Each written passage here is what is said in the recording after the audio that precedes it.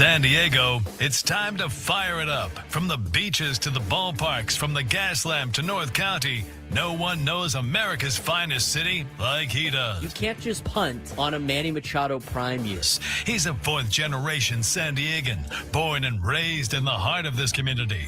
Passionate, opinionated, and always bringing you the real talk on your teams, your city, and everything in between. Braden totally knows his stuff. He's ready for the next step. That guy is good. Live and local, it's the Braden Surprenant Show. But I think Braden's one of the up-and-coming young stars in the media game in San Diego. Now, here's your host, Braden Surprenant. What's up, San Diego? And a happy Wednesday to everybody out there in America's finest city. He's Frank Marquez. I'm Braden Surprenant. This is the Braden Surprenant Show, live and local each and every day from 10 to 2 on San Diego's #1 sports station, 97.3 The Fan. Hopefully you guys recovered from St. Patrick's Day yesterday.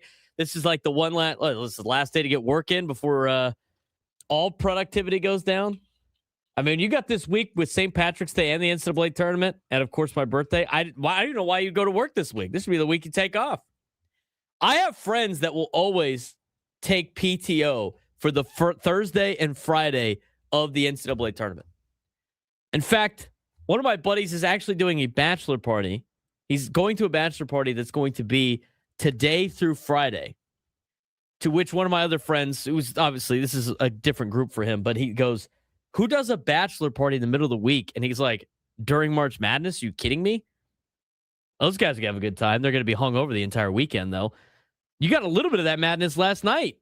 Had some great games last night in college basketball. You had the Howard UMBC game come down to the wire. I mean, Howard looked like they were going to just cruise to a victory, and UMBC made it close late. Just came up a little bit short. NC State and Texas was a hell of a game last night. I mean, we were talking about it off air before we started the show, and Texas with like 5 minutes to go was up double digits, and then Texas with about 2 minutes to go, just under 2 minutes to go, were up 9 points. And NC State started hitting some threes, man. They made that game tight. Made that game a lot tighter than it needed to be. I mean, there was a stretch there with under 3 minutes to go where Texas had a couple of fast break off of turnovers, led to some dunks where you got to hear Dickie V go, "He's the elevator man, baby." Haven't heard that in a long time. That was kind of cool. Although I don't necessarily know if I like the whole, maybe I did. I don't know. The game wasn't great until the final 5 minutes. The NC State Texas game. You got the Dickie V, Charles Barkley podcast during the game yesterday. They were having their own podcast about what's going on and all the problems of college basketball. And Brian Anderson, who does a great job calling basketball games, does a great job as a play-by-play guy. He is the TV voice, the TV broadcaster for the Milwaukee Brewers. You see him on TBS and everything like that. I mean, he was just sitting there kind of like, all right, and that's another 3-ball for NC State. Dickie V back on a broadcast. That was kind of cool. I like the nostalgia. He had to drop the elevator man in there at least one time on a high rise. A high rise is the elevator man, baby. It's great. That's what makes college basketball great. Now, they complain about NIL and all that other stuff, like on the side, as these guys were battling out. But that was a heck of a game. We got a little bit of a taste of what March Madness could potentially be in the first couple of rounds. 2 more games tonight. We'll talk about that later on. Today is the day we are going to fill out your bracket for you. We're going to help you. Later on in the show, we're going to go through it. We're going to tell you who are the good upset picks to make, who are the, where you got to go chalk, what region is probably the most difficult region. We'll get you the preview region by region later on in the show. We're looking forward to that. At 12:35 today, JR Blount is joining the show. It's his first media appearance since being announced as the USD men's basketball coach. We're going to talk to JR a little bit about Iowa State gearing up for the tournament, but it's going to be a lot of conversation today about why he took this job, why he thinks USD is the right spot for him, and why he thinks he could turn USD into a place that is known for college basketball and a place that is another entity here in town that's good in college basketball. There's going to be a lot of interesting conversations we're going to have with JR Blount. We're looking forward to meeting him for the first time at 12:35 today as he makes his media debut here in San Diego. Again, Iowa State's got to get ready for the NCAA tournament. So he's doing a couple of things at once, but he's taking the time to talk with us at 12:35. We are looking forward to that. Now, it's not just about college basketball. And where I want to start the show is the World Baseball Classic. And I thought last night's game was an okay game until like the final 2 innings. I mean, the bats were asleep for Team USA for the entire night. I mean, they were swinging like almost first pitch every single time. They were making the game go by quick. They weren't grinding out at bats. They looked like they were pressing hard. They finally got something together in the 8th inning with 2 outs when Bobby Witt Jr. worked a walk, and then Bryce Harper finally decided to show up to the WBC to tie the game on a 2-run homer. Then Team USA decides not to go with Mason Miller, and I think a lot of that had to do with the Padres, which is fine. I mean, as a Padres fan, I'd rather have Mason Miller fully healthy for the regular season. Don't need any extra innings, any extra stress innings. We've made it this far. Let's try to make it through without any Padre getting hurt, which I didn't think he was going to get hurt. But if the instructions were the only way that he's going to be able to pitch is in a save situation, then that's not a save situation last night in the 9th inning. But also, that being said, once they tied the game in the 8th, the top of the 9th would be the only time you could use Mason Miller because they were never going to have the lead anymore in the top half of the inning because they were the home team. Team USA was the home team. So that was the last option to use Mason Miller was right there. They decided not to. Who knows what the conversation was between the Padres and Team USA? I don't really care either way. But the thing with the World Baseball Classic is if the World Baseball Classic is going to become what baseball wants it to become and wants to grow the game, then Team USA has to decide that it actually matters. And I'm talking about the players. I'm talking about Team USA in general. I'm talking about, Mike DeRosa. Or Mark DeRosa. I'm not talking about like the organizations yet. And the organizations are in the right now to like limit certain innings and ramp up speed and all that stuff because of where it falls on the calendar. But if Major League Baseball and the entities that want the WBC to become what they want it to become, Team USA's got to decide that it matters. Because right now, every other country treats this tournament like it's the pinnacle of sports.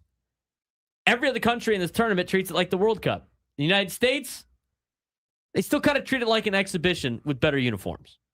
And that showed up again last night because while Team USA was trying to win a championship, Venezuela national baseball team was playing for something bigger. They beat Team USA 3-2 in the championship game. And yeah, you could break down the baseball part of it. We kind of talked about it. You could talk about missed opportunities. You could talk about getting shut down offensively. You could talk about Eugenio Suarez delivering the go-ahead double in the 9th. But if you watch the game, you saw something deeper. You saw a difference in emotion. You saw a difference in urgency. You saw a difference in what this tournament means. Because after the game, Suarez said it perfectly. We are a family. We play with passion, with love. We feel that jersey. We feel our country. That's it. That's the difference. I think that's a big reason why Venezuela is celebrating its first WBC title. And the United States is left asking why it only has one championship in a sport that it should dominate, a sport it created. Because let's be real about this. Baseball is America's game. It was built here. The best league in the world is here. The deepest talent pool is here. There is no reason the United States shouldn't be the standard in this tournament. And yet they're not. Why? Well, the other countries, I think this means a lot more. We hear it every single tournament. Players from the Dominican Republic, Japan, Venezuela, Puerto Rico. They'll tell you straight up, they think it's bigger than the World Series. That's how much it means to them. That's how much pride is tied into it. That's how much emotion they bring to it. And I'm not saying American players don't care, because they do. You saw it from guys like Bryce Harper there late, even though he was the guy that was talking about how the Olympics might be better than the WBC. Obviously, Aaron Judge, we're to see as captain. I could definitely say that Paul Skeens has given his all for Team USA with his connections and how important it is to not only a lot of people out there, but a lot of people that he played with at Air Force that are now serving in the military. But as a whole, it's not the same. It's just not. Because if it was, we wouldn't be having conversations about pitch limits. We wouldn't be having conversations about guys only appearing once. We wouldn't be having, rosters that feel like they're at 80% instead of 100%. And I get it. I understand the reality of this. MLB teams are protecting their investments, as they should.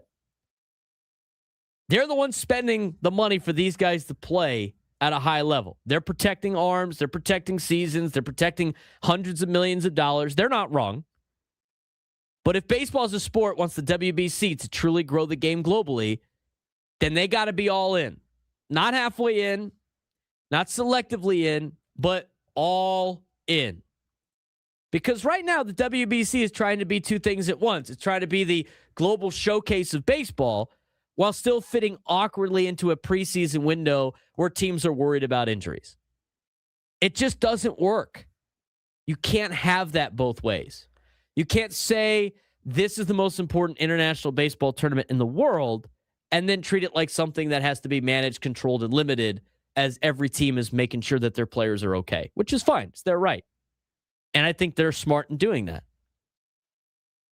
A lot of these other countries, though, are emptying the tank. They're bringing the energy. They're bringing the best players. They're playing like this is everything. And that's why the environments feel a little different. That's why the crowd feels different. That's why the moments hit different. You watched that game in Miami last night. Over 36,000 fans, flags everywhere, noise bouncing off the roof, and it felt like October. But for Venezuela, that was more than October. That was identity. That was pride. That was everything. And until the United States matches that, this is going to keep happening. And I'll go even further. If Team USA wants to win more than one WBC title, they're going to have to change their mindset. Because it's not just about talent. We know the United States has talent. You can roll out a lineup that looks like an all-star team every single year. That's not the issue. But I think the issue is the commitment. I think the issue is urgency. And I think the issue is whether this tournament is truly a priority.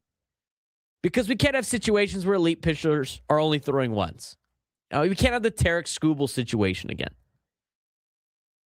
We can't have rosters dictated by what MLB teams are comfortable with if you want to have a legit tournament, which means you got to change the calendar if you want to continue this thing and if you want to be all in on this.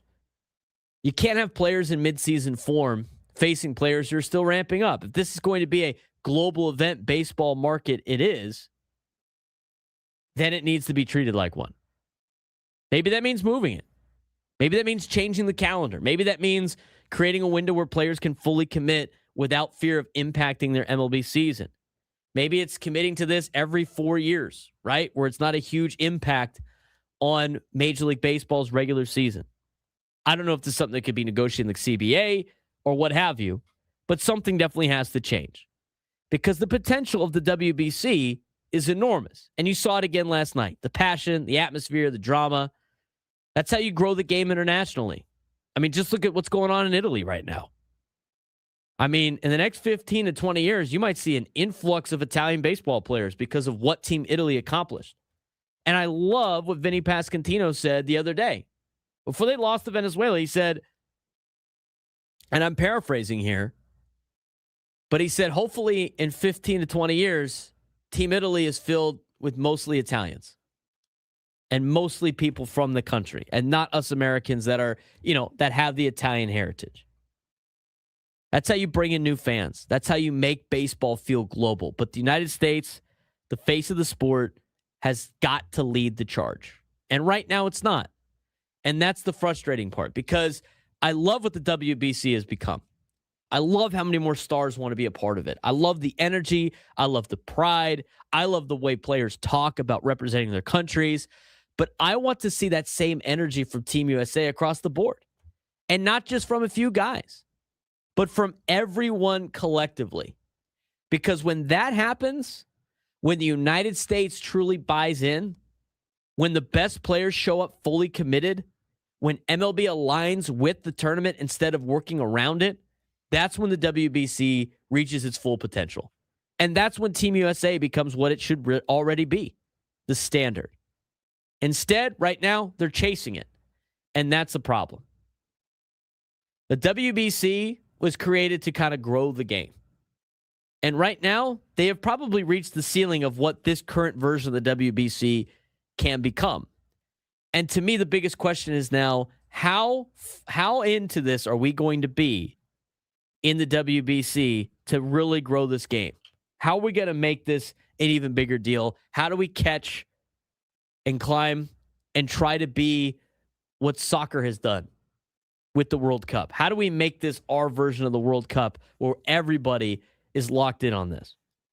That's where baseball really's got to make a decision. They got to make a decision on, do we really want to keep pushing this? Because if they don't, it's fine, then this tournament is what it is. But if they really want to be all in on growing this game in a lot of countries where baseball is not the number one sport, they're going to have to find a way to play this in the calendar where there aren't a lot of restrictions and you get to see the best in the world competing. That's how I see the WBC. I think right now with the way the players are and the way that the timing is for Major League Baseball, yeah, it's nice right now as a little bit of a, like from a fandom perspective in terms of being able to get a little bit of a taste of what baseball can be. But if you really want this thing to be what they say it's going to be, I think you got to move it if that's the case. What'd you think of the game last night, Frank?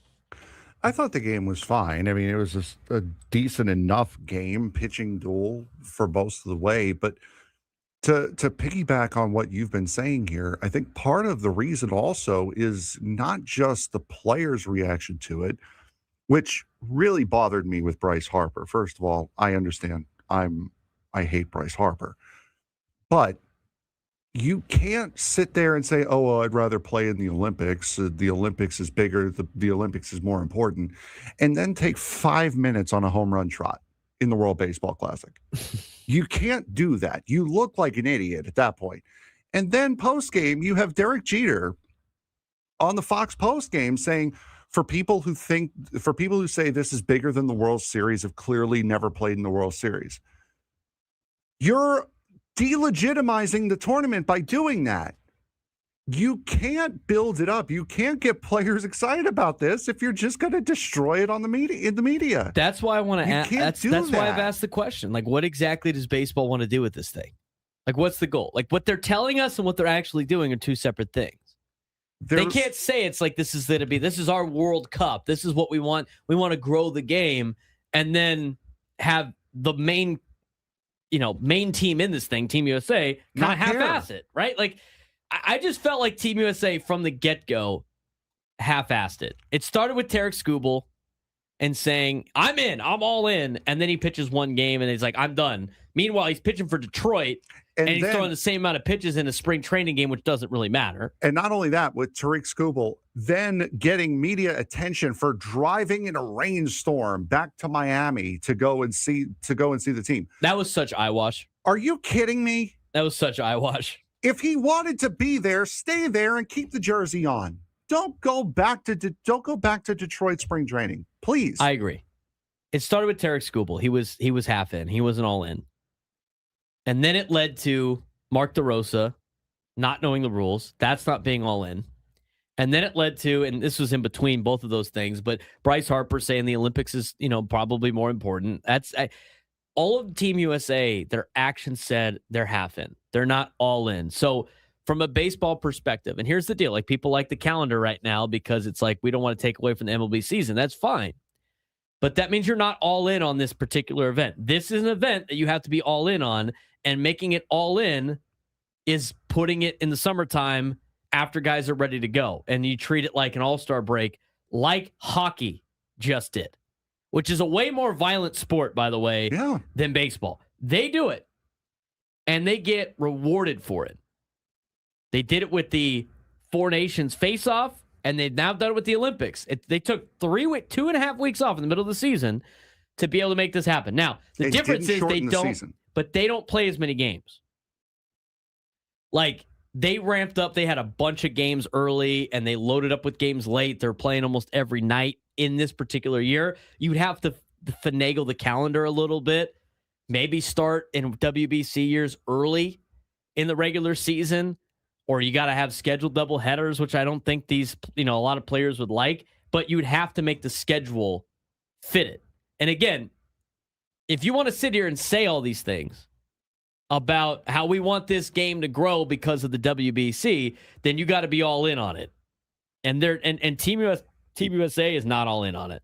It was just to wrap up, because we do have to go to break, but just to wrap up everything you've said over the last 12 minutes, there was one team that did not treat this like the most important thing out there, and it was the United States.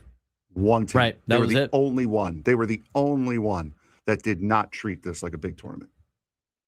I mean, because the thing is, it's like even Italy was filled with Americans, and they had a ton of pride playing for a country that they are not citizens of, more than it seemed like Team USA was. And that's something that needs to change.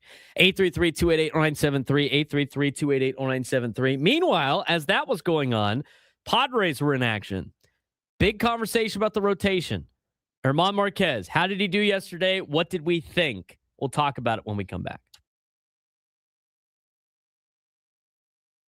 Well, NFL free agency is here, and overreactions are everywhere.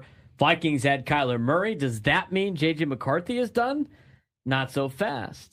Falcons signed Tua Tagovailoa. Michael Penix Jr. might still be the starter when healthy. Steelers, their streak of winning seasons could finally end without a real quarterback solution. Kenneth Walker III signed with the Kansas City Chiefs. Fantasy hype is real, but history says don't overvalue him. A.J. Brown and Max Crosby didn't move. The trade market isn't over. And the Rams, L.A., made key upgrades and looks ready to compete for a Super Bowl again. Free agency is fun, but separating the hype from reality is where smart takes live. This is the time where we talk overreactions to the NFL free agent period and some of the trades that have already happened. And let's start with some quarterback shakeups, as the Vikings have signed Kyler Murray. J.J. McCarthy's future is now uncertain, but the Vikings not ready to give up yet. Falcons signed Tua Tagovailoa. Michael Penix Jr. is recovering from an ACL, likely still a starter when healthy. And right now, is this a quarterback shakeup in any of these places? Or is this just a giant overreaction? For me, I find it to be an overreaction. I think a lot of teams are doing their due diligence right now. Yeah, I believe so as well. The Kyler Murray thing, I think, has a little bit more ability to stand because of the trade. But, I mean, you've also got a trade for Justin Fields that happened this morning, too. So there are a bunch of quarterbacks moving around. Not to say that Justin Fields is going to challenge Patrick Mahomes in Kansas City, but it is, I think, a little bit of an overreaction that these are quarterback shakeups and that McCarthy and Penix are out of a job. What about Justin Fields getting traded to the Chiefs? Mahomes? He's coming off an injury. I think it's a good move for Kansas City to have a good backup. Somebody's got to take the snaps during the offseason while he recovers. Exactly. Yep. Pittsburgh Steelers are kind of facing reality. It's their first losing season since 2003 is possible after Mike Tomlin retires. They added Michael Pittman Jr. and Jamal Dean and Rico Dowdle. They lost Kenneth Gainwell and Isaac Samalo. No quarterback solution yet. And Aaron Rodgers' return uncertain as age concerns are very real. I don't think the Steelers facing reality is an overreaction. I think they're honestly facing a reality of not being good in the near future. And it could be a couple of years of this rebuild, or even as disastrous as a decade if they don't get their quarterback situation settled. Yeah, because Aaron Rodgers is not your long-term future. And even when you've had guys like Mason Rudolph, those have been injuries that you've been waiting for someone else to come back. So I would be very concerned if I were a Pittsburgh Steelers fan about the direction of the future of this team. Now, you do have a new head coach coming in, might change it a little bit. A lot of people in Pittsburgh maybe feel that it's change of scenery, new voice in there, could possibly change things, but this could be a very, very dark time for the Pittsburgh Steelers. I think so too. Be careful what you wish for, Pittsburgh, and get rid of Mike Tomlin. I don't necessarily think you're going to have the quick turnaround as you might think you're going to get. Kenneth Walker III, he wins the Super Bowl MVP with Seattle, and he's now in the Chiefs' backfield. Super Bowl MVP, signed with KC, expected heavy workload. History of injuries, plus Andy Reid's pass-heavy system suggests he won't dominate as a fantasy running back one.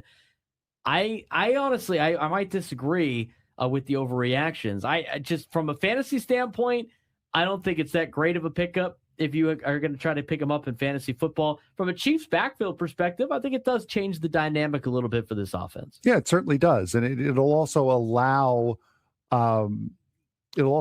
Kansas City to kind of keep Patrick Mahomes in the backfield, not have him running for his life. You'd be able to hand the ball off a little bit more with a guy like Kenneth Walker. And what you saw out of him in the Super Bowl is that he is a guy who does not mind taking the hits, getting a bunch of work out. So I would be very surprised if Kansas City doesn't find a way to actively use him, if not just as an effort to try to save Patrick Mahomes a little bit of grief. There's been some trade target stalemates, and the most notable players that we thought were going to be traded, one of them actually got traded for a little bit, but A.J. Brown for the Eagles and Max Crosby for the Raiders remain on their current teams after failed early trade talks.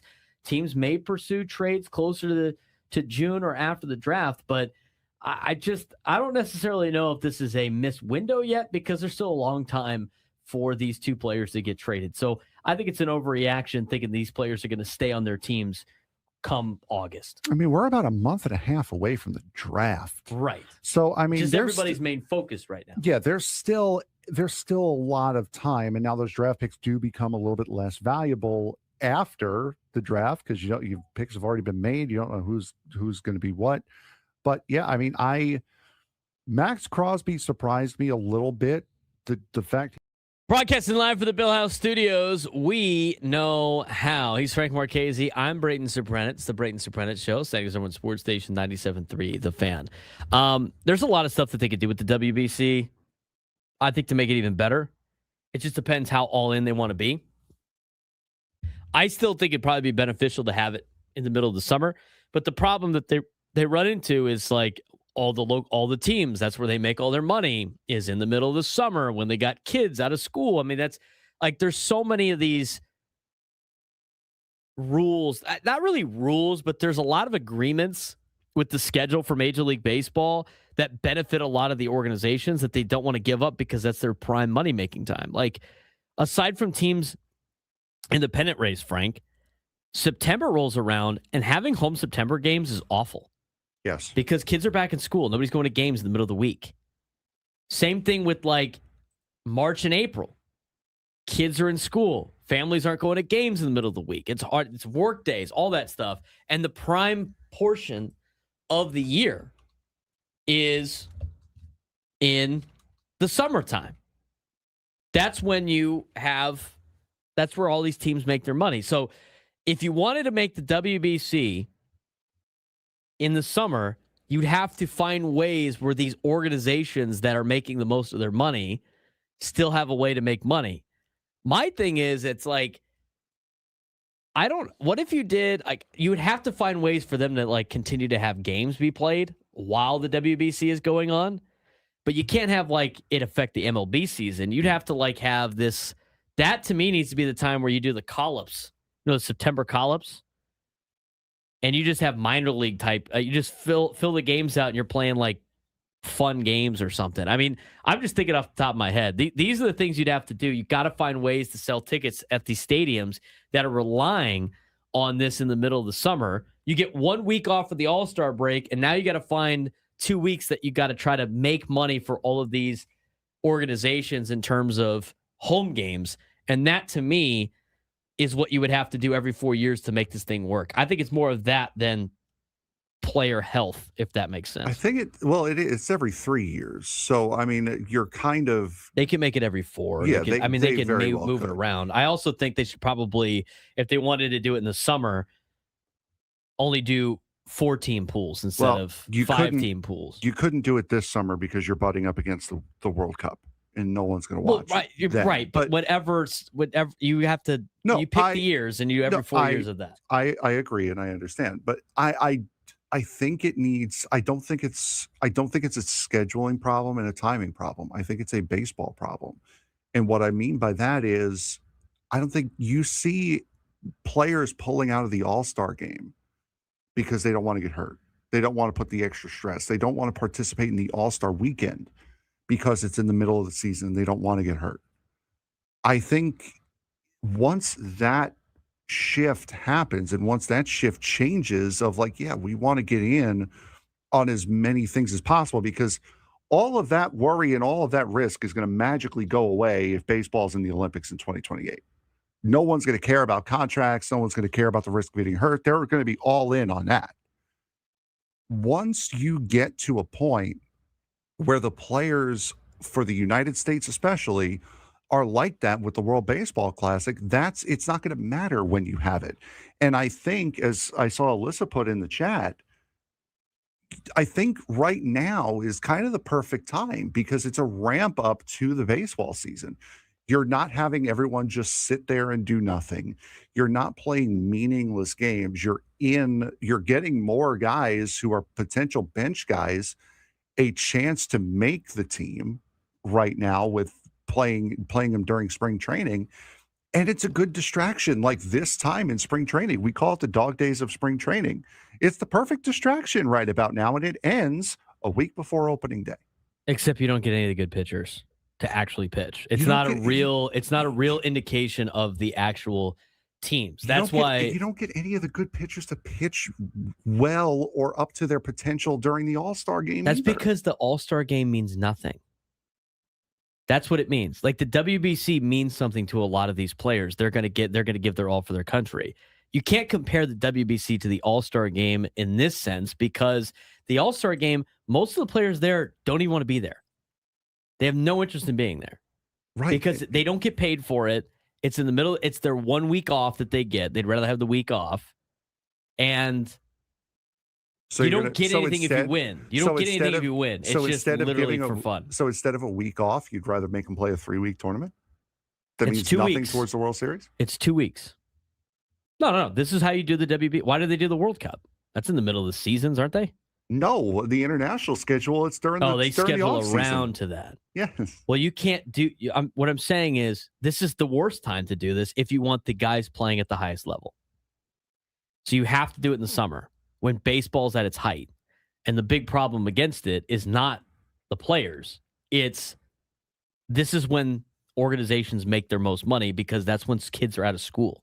That's the biggest reason why they fight over scheduling all the time. Like the Padres sacrifice 2 weeks of July in order to get better dates that fit for them because of the fact Comic-Con's here. So they always sacrifice the last 2 weeks of July that other teams want, and therefore they get to have opening day to start the year, or they get some other dates that they want. Every team has requests for the schedule of this is when we can get the most people at our games. And what you have is in the middle of July, if you were to play this thing in the middle of July, now you have a bunch of empty stadiums in areas that use that for money. That's the big reason why they aren't going to do this. But I get like from a fan perspective, it's not the worst because it's like, hey, I got something to watch in the middle, but you don't get to see the best pitchers pitch at the highest level. You got guys like Tarek School being like, nah, I will worry about the season. Same thing with the bullpen guy. I mean, sure the Padres limited. If they had Mason Miller last night, if they had Mason Miller pitch last night, Team USA is probably going to extra innings. And no one's going to say this, but Daniel Palencia was in the same boat. If Venezuela was not in a save situation like they were last night, Palencia wouldn't have pitched. And then the conversation switches to why didn't Palencia pitch? Correct. Like how much do that's on the team. That's on their parent club. That's not on the manager. But the parent, but they have a reason to do that because it's the beginning of the season, and nobody's built up at that point in time. So in the middle of the season, they don't have to worry about guys getting ramped up. They're already ready to go. They're already in the middle of their year. Right, but you'd instead have the conversation of putting extra innings on their arms as they get set to go into a pennant race. It'd be roughly around the same amount of innings. They would just add maybe a couple. The entire tournament took 14 days. Yeah, if I'm gonna put 10 extra innings on my best pitcher, I'm going to do it during the pennant race. I'm not going to do it in a tournament. Why is hockey allowing them to play in the middle of the season? Because hockey is for maniacs. That's the why answer. Hockey is for psychopaths. Oh, hockey's just tougher players than baseball players. That's why they're allowed to play in the middle of the year.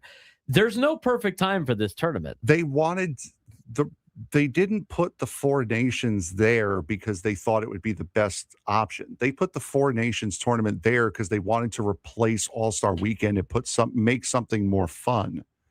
The World Baseball Classic is a separate tournament altogether. It's not a replacement for All-Star Weekend.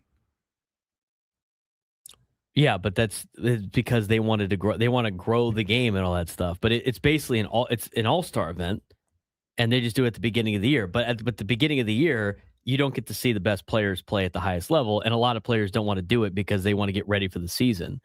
I think it'd probably be better in the middle of the summer. That's when baseball's at its height. You might actually get better ratings for that as well. I mean, the diehard baseball fans are going to watch it regardless, but there's too much influence about what these organizations have to say with their players.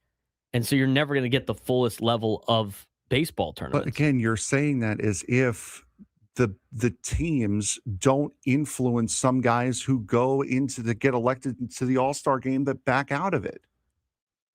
The All-Star game is meaningless. It's a different thing. These players are going to play. You're not understanding what I'm saying. No, they don't want to see pitchers throw 100 pitches in the middle of spring training. That's what they don't want to see. Who threw 100 pitches? Who threw 100 pitches in this tournament? Frank, you're not listening to me. Starting pitchers, what they usually go about 100 pitches, right? Yes. Right? They don't want any of their guys doing that in the middle of spring training, right? Mm-hmm. Have we seen anybody do that? No, we haven't. So you're not going to see a starter go out there and actually be a starting pitcher in a baseball tournament in the spring because they don't want guys throwing a lot of pitches. That's why Tarek Skubal is on a pitch count. That's why Mason Miller couldn't pitch back-to-back days. All of these involved with preseason ramp-up for the year where injuries can happen. But once guys are in regular season mode, they are less susceptible to getting hurt than guys getting geared up for the season. That is the whole argument about this. The risk. It's more of a risk at the beginning of the season when guys are not built up and strong and in game shape. In the regular season, they're in game shape. They're not as worried. Yes, they're going to be worried about their players in the middle of the year, but that is the portion of the time of the year that makes the most sense to do this tournament. There's no time that's going to make this tournament make sense. How many because pitches? Baseball is worried about your arm, and you can't throw a baseball year-round. How many pitches did Walker Buehler throw yesterday or 2 days ago when he pitched? I think he threw like 70. Nolan McLean threw 63 yesterday. Eduardo Rodriguez threw 57 yesterday, the two starters for the two teams. And? Is that a full regular season start? No, but it's a spring training start. That's Right, what the but- teams want out of them. They're not going crazy. They're not doing 100 pitch Right, because outings. it's the spring, Frank. If it was the middle of the season, it's fine. You're not understanding what I'm saying. They also went into the fifth inning, which is something that you would expect a starter to do during the regular season. Right. They pitched into the fifth inning. Both of them did. So it's not like they threw 40 pitches and were out in the second inning. They had a quote-unquote full start on a pitch count. But what I'm saying is, if you played it in the summer when they're built up, you could actually see these guys play at a high level. Okay. But they're not right now. That's why. The WBC belongs in the middle of the season. If you want to do a real tournament where the guys are really built up. It's more on the parent teams than it is on the tournament, than the timing of the tournament. No, it's more on the fact that they're going to lose money in July. That's the real reason why it's not in July. And that's the real reason why they don't let them play in the Olympics, because they can't have their stars leaving in the middle of the season unless they take a break. And they don't want to take a break because that's when people go to games. It's the whole reason why they don't do it at that point in time. How did the Padres do? We'll talk about that when we come back.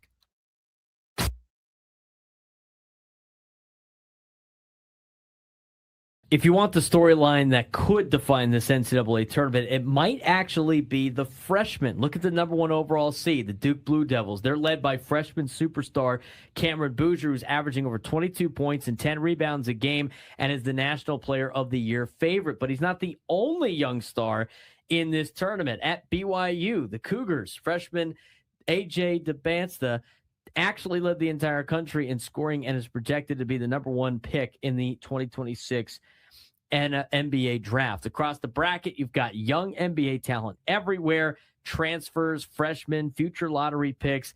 That's why this tournament could be chaos in 2026, because in March Madness, one superstar can really take over a game. And this year, the sport's biggest stars might be teenagers.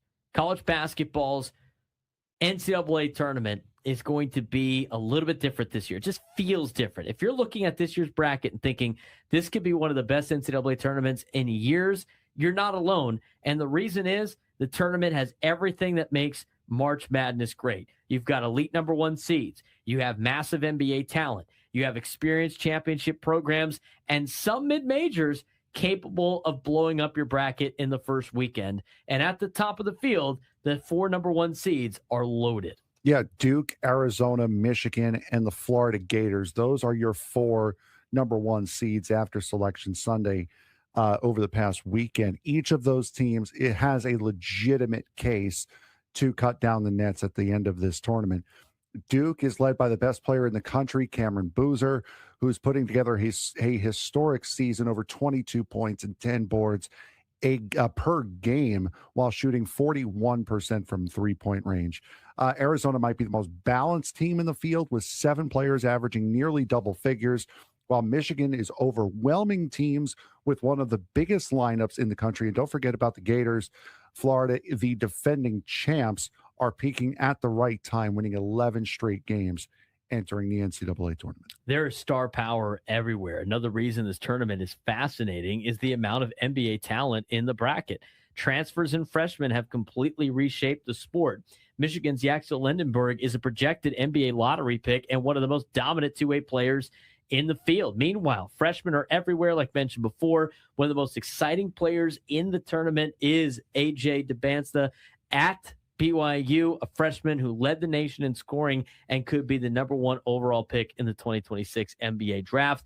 That's the modern NCAA tournament. Young superstars mixed with veteran teams trying to make one last run. And that leads to some very dangerous teams that are outside the top seeds. Yeah, and now here's the thing that makes March Madness unpredictable. Some of the most dangerous teams aren't even the top seeds. Take Michigan State, for example, the classic Tom Izzo March team. They don't have any NBA lottery picks, but they defend, they rebound, and they play tough.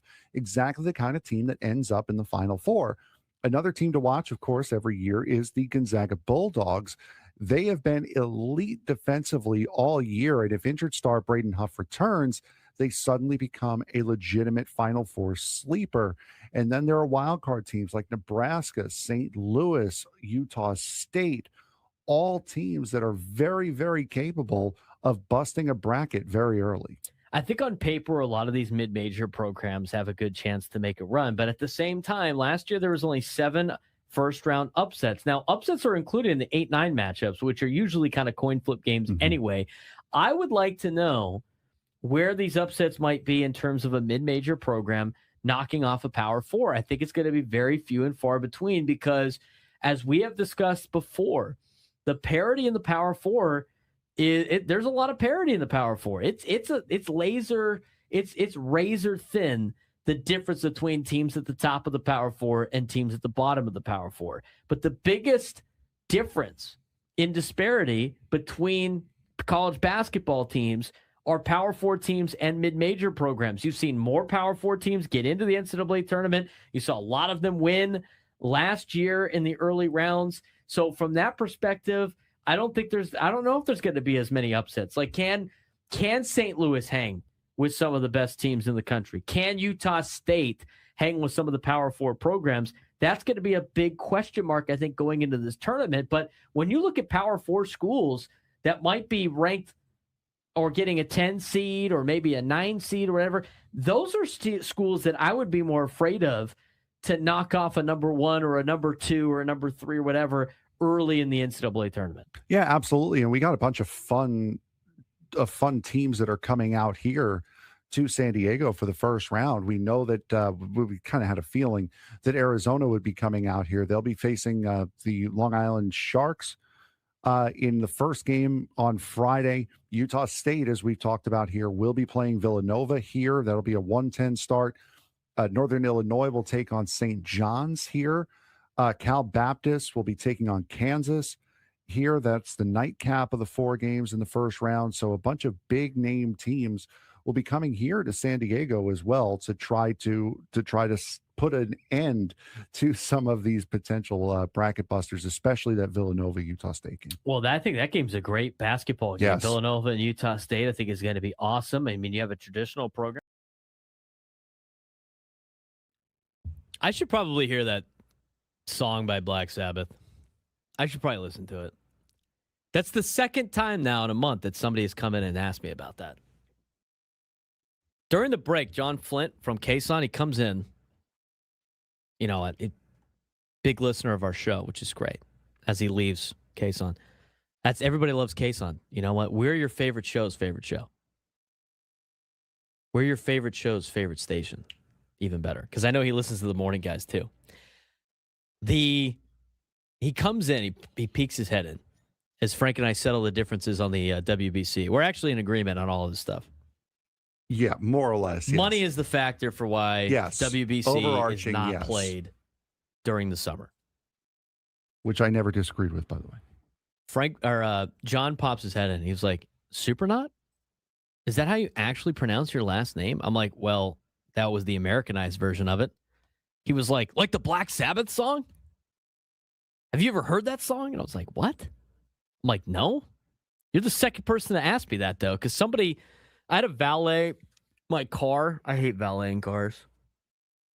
I hate doing it. I never know what to tip the guy. It's always like it's always like a mandatory valet. I also don't understand free valet. It's like, what's free? Why the free valet? I still got to tip the guy. I could park it myself. But anyway, so I went to a restaurant a couple of weeks ago, and they had a valet. Now, that place actually needed a valet because there's nowhere to park. And I go and I get my car back, and I have, my license plate is a play on my last name, just like my grandfather's got a version of it, my uncle's got a version of it. And he goes he gets out of the car, and he gives me the keys. He's like, "Are you a Black Sabbath fan?" And I was like, "I'm sorry?" He's like, "Your license plate, Surprenant. Are you a Black Sabbath fan?" And I was like, "No, what?" He was like, "Yeah, it's a Black Sabbath song." He's like, "That's like, oh, I thought you were like a diehard Black Sabbath fan." I'm like, "No, I'm not." John Flint said the same thing. He comes in here. Apparently, John Flint, Black Sabbath cover band guy in college. It's a story for a different day. We're going to have to get him on for that. I've never heard that song ever in my life. Yeah, you might want to. I'm going to have to. Have you heard that song? No. We'd play it on air. We don't know how bad it is, though. Can't just like willy-nilly play it. I'm glad they got the name right, though, finally. That was fun yesterday. They finally fixed it. All right, let's talk about the pods a little bit. We do have people that want to wait on hold. I guess we can get to them in a second. Let's get out to Dexter in Spring Valley. Dexter, what's going on? All right, see you, Dexter. Dan in Arizona, you're on the Braden Surprenant Show. What's going on, Dan? Hey, how you guys doing? Doing well. What do you got for us? You staying cool out there? Heating up a little bit. Here's the thing with the World Baseball Classic. How about this idea? And this is not mine. I heard someone else mention it. What if you do the pool play during spring training like you do now, and then you take the quarterfinals, semifinals, and finals during All-Star week? So that week there's no All-Star game. You got a 4-day break anyway. All you need is 3 extra days, and you could do it kind of like what hockey did with the Four Nations tournament during their All-Star break. What do you think? I love that idea. I mean, that's what international soccer does throughout the year anyway. You might as well do the qualifying and the pool play during spring training, so you still get that. And you could do the bracket play in the middle of the season. I mean, how many days did it take to get through the bracket play? Like a week? Not even. Yeah, about that, actually. Took about a week. I mean, you'd have all the same players in the thing anyway. And then that way you don't even have to worry about, here's the other thing too. It's like, oh, we make all this money on the All-Star game. We want the All-Star game.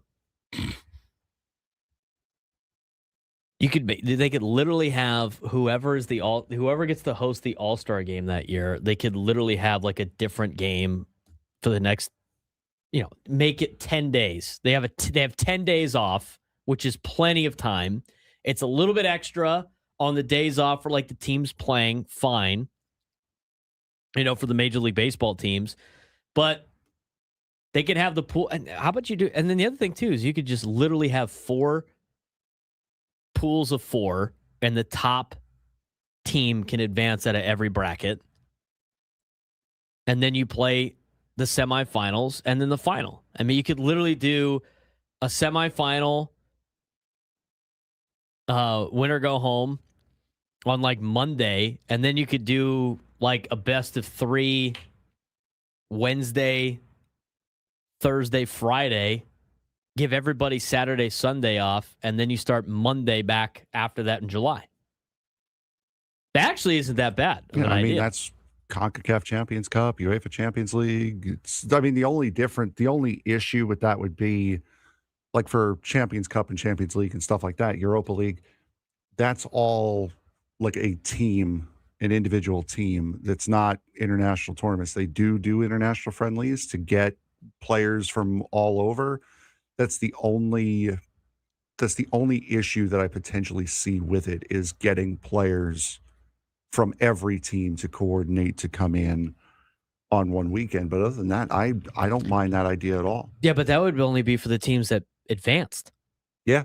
Right? So like if they did exactly what they did this year in terms of like how they seeded the World Cup, where like USA and Japan are in different leagues. I mean, theoretically, you're going to have USA, Japan, Dominican, and Venezuela, or maybe Italy or whatever. I mean, that's usually the same group, which is mostly MLB guys anyway. And so the only ones that have to play that week are the ones that qualified. Like teams like Brazil and like a lot like the Czech and all of those other countries that don't have, that don't have a lot of MLB guys, they probably won't qualify anyway. If they do, then they're going to be excited to come to the United States anyway. And it's not like they have to practice. They've been playing the whole time. But if you look at like this year's calendar for the All-Star game, they got the Home Run Derby on the 13th, All-Star game on the 14th. That week, instead of playing that series, you could take out those 2 series. You're going to be off for whatever, a couple of days. But you could literally, Major League Baseball has those like 2-game series they throw in there.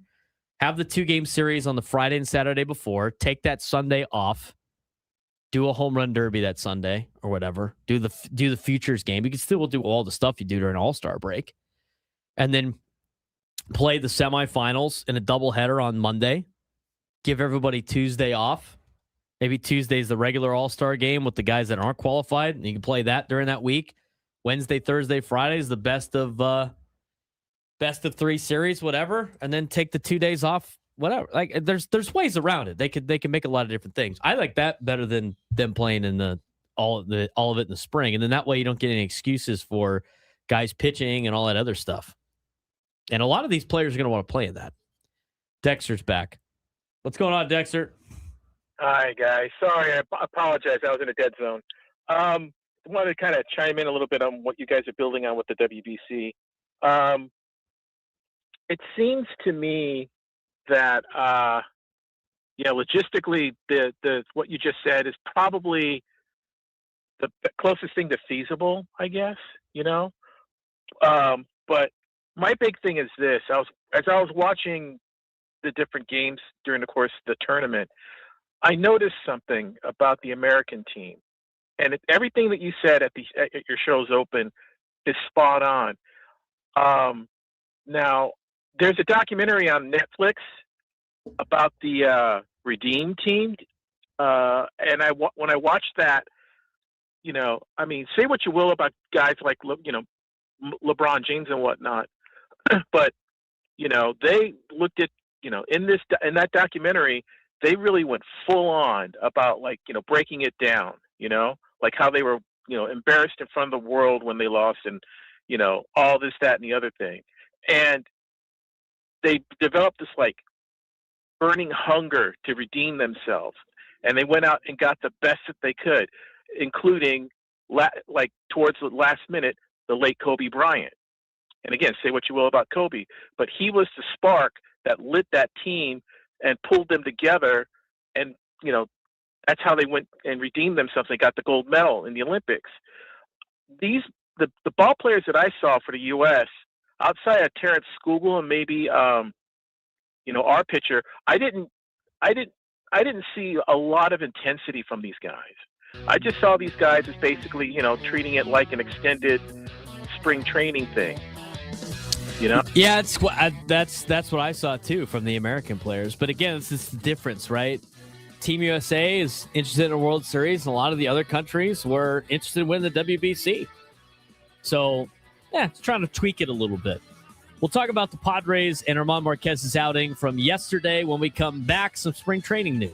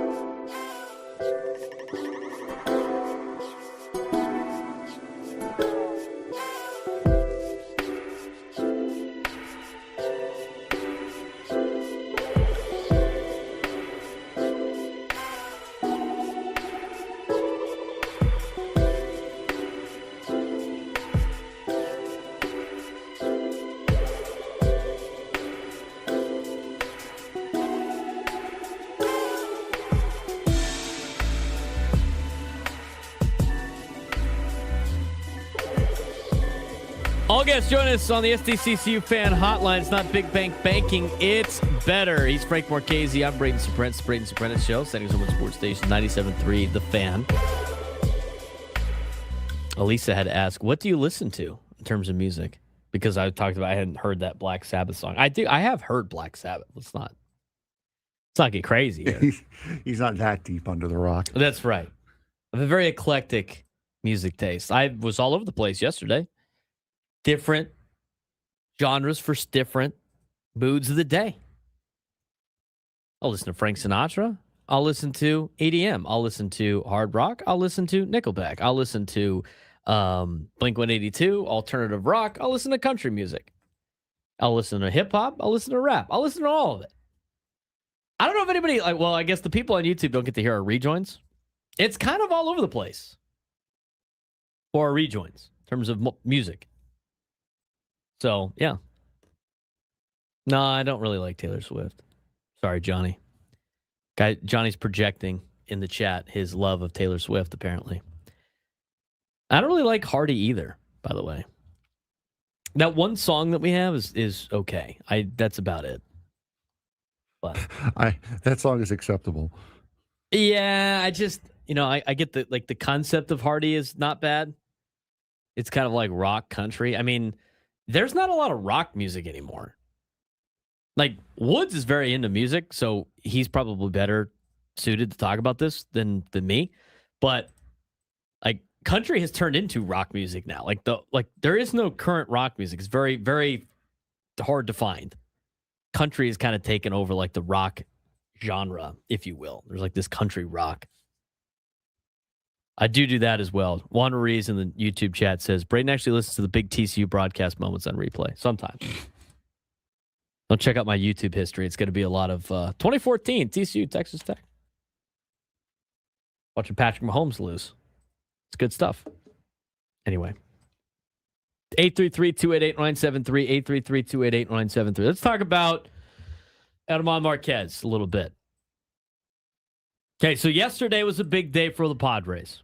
Rotation battle is coming down to the wire. It's going to come down. I mean, Walker Buehler's going to be on this team.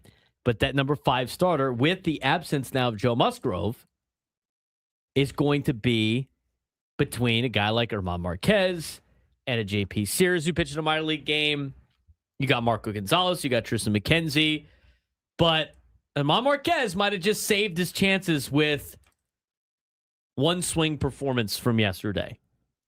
He delivered a much-needed outing in a 9-6 win over the Seattle Mariners. He struck out 9 batters over 5 innings while he allowed just 3 runs, including 2 homers, a couple of bad pitches. But the overall performance was a major step forward after his previous outing, where he gave up 6 runs and struggled with command. The key difference in yesterday's outing, though, was adjustments to his delivery, as reported by Jeff Sanders in the UT today.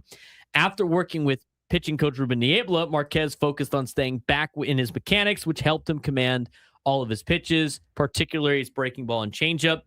Even with the strong outing, Marquez's spring ERA is still 9.26, highlighting the inconsistency, of course, that has defined his camp. But timing does matter, and this performance came with likely only 1 start left before the final roster decisions for the 5-man rotation.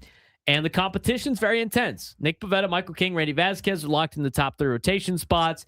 There are likely only 1 or 2 openings remaining. I do think Walker Buehler gets the number 4 spot in the rotation, coming off of that dominant outing he had a couple of days ago, which leaves JP Sears, who pitched in a minor league game yesterday, Marco Gonzalez, who's coming off of a rough outing over the weekend, and Tristan McKenzie. And I think right now, Walker Buehler and Edman Marquez have arguably made the strongest late pushes. Buehler with efficiency and run prevention, and Marquez with a nice, good swing and miss upside. Meanwhile, the Padres are also shaping up their bullpen, not just in terms of personnel, but workload. Adrian Morejon, Jeremiah Estrada, David Morgan are being stretched out and used more frequently as the team prepares for regular season usage patterns. Focus is now on stacking appearances close together, simulating real in-season conditions. Several key bullpen arms are also about to rejoin the team from the WBC. Mason Miller, Alec Jacob, Rob Marinaccio, and Wandy Peralta. When looking at this rotation now with how Edman Marquez pitches, a couple of things that stood out to me in this article by Jeff Sanders today.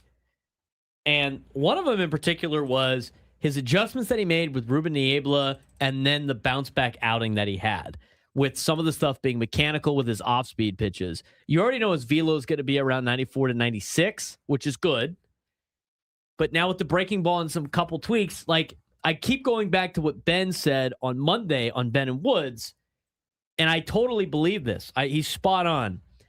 If German Marquez is on this team, it is because Ruben Niebla and the pitching staff think they can get him right during the season. He's progressed enough where they can get him right. I don't think it's going to be a desperate move. There's other guys in the team that you can throw in there to be a desperate arm in the rotation where you just need somebody. You just need somebody to eat innings, where you don't need a guy like German Marquez to do that. I think he is going to improve as they move along and as he, again, builds back up after being hurt more than a season ago and now working with Ruben Niebla, which I think is the best thing that's going to happen to German Marquez. I think you really have to rely on your pitching staff in terms of the coaching staff going into this season. And I talked about that a couple of weeks ago, about the staff that Craig Stammen put together. I like what they've done on the offensive side of things.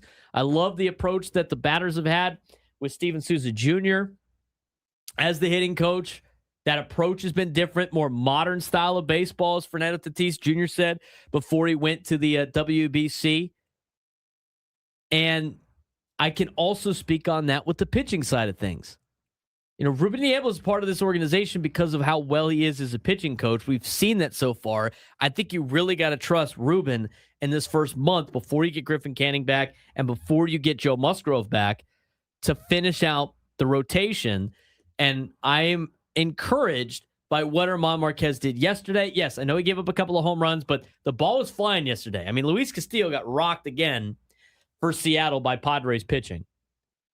But I look at this and I think that German Marquez is a guy that can fill in as a number 5. And I think it's an extended tryout for him and Walker Buehler in the first month of the season. If he had another clunker of an outing yesterday, I'd be really concerned about this rotation. I'm not after what I saw yesterday.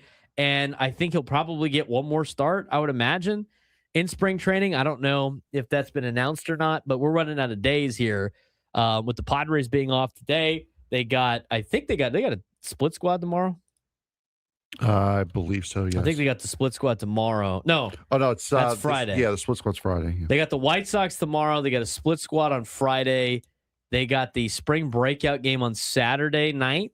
But the game against the Brewers will be on before then. And then they got Arizona and Seattle. So 1, 2, 3, 4, 5. He probably he might get one more start against the Seattle Mariners on Monday. That would be my guess if they decided to throw him one more time. But I think he's got to be the number 5 starter at this point in time, based on where we've seen. And I thought that was a good bounce back yesterday, Frank, out of German Marquez. And the fact that a couple of tweaks to his mechanics led to his performance in this game, I think that's good news for Ruben Niebla and the pitching coach, the pitching coaches, that they're going to get some of these guys right during the season. Yeah, 78 pitches, 9 strikeouts over 5 innings. That's nothing to sniff at. And the 2 home runs, whatever. I mean, it's your number 5 starter. You're not looking for an ace here. You're not expecting German Marquez to come in and just lay guys down. But a solid performance all around from German Marquez, and also Matt Waldron too, coming in after that, settling down, getting the win, and a good outing for him as well. Another guy who's fighting for a spot in this rotation.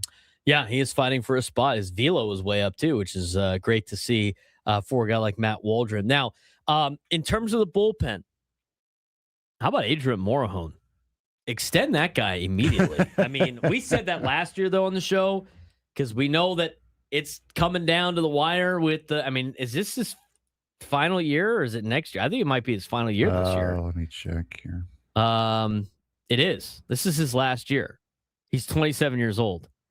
That's got to be, to me, priority number 1 going into this season and through the offseason, is getting Adrian Morejon under contract for a long period of time. And this is not an arbitration. They avoided arbitration with his previous contract. So it's not like he's got another year of arbitration coming up after this or whatever. It's no, they bought him out of all that. He got $3.9 million in the deal before the arbitration hearing. So this is the last year of Adrian Morejon. He's touching a hundo again. He's good. And he's a great piece in this bullpen, and he's a lefty, which makes it even better. But he's throwing a little bit more. Estrada's throwing more. David Morgan's throwing more. They're trying to get built up for the regular season, obviously. I'm interested to see, I thought Ron Marinaccio pitched pretty well in the WBC for Italy. He's still trying to battle for that spot. And the Padres have made a couple of roster moves yesterday. One arm officially is heading the other direction. Ty Adcock, who was optioned to AAA El Paso after returning from an oblique injury, so he is not part of the bullpen conversation anymore. And despite showing the ability to work through high-pressure situations, he's kind of been squeezed out by the depth that the Padres had. He was the first free agent they signed this offseason, and he got optioned out of AAA. On the injury side of things, Jason Adam took a key step forward yesterday. He threw a scoreless inning in a minor league game, so it's good that he's getting some game action. His first live action of the spring. He's not fully game ready yet, according to the reports, but he is trending towards being available closer to opening day. I think that one's going to be a game time decision. I think when we're at Baja Ricks on Thursday, the 26th, and we're waiting for Ben and Woods to finish their show, and when that roster comes out during their show, I think it's going to be 50-50 whether or not he's on it or he's on the injured list. I think so. I think he probably will start on the injured list, but I have a feeling that I would not be surprised either way. I feel like he's not going to make it, but I wouldn't be surprised either way. He's trying to do everything he possibly can to make this team at the beginning. He's going to be on the team, but be ready to go by opening day. Yes. That was his goal in the offseason. He broke that with us, with Sam. That was during the... was it the Craig Stammen press conference or the Michael King press conference? I think it was the King presser. Yeah, he said it after there, and he was just like, yeah, I'm hoping to be ready by opening day. Excuse me? Huh? Sorry, can you repeat that? Replay review.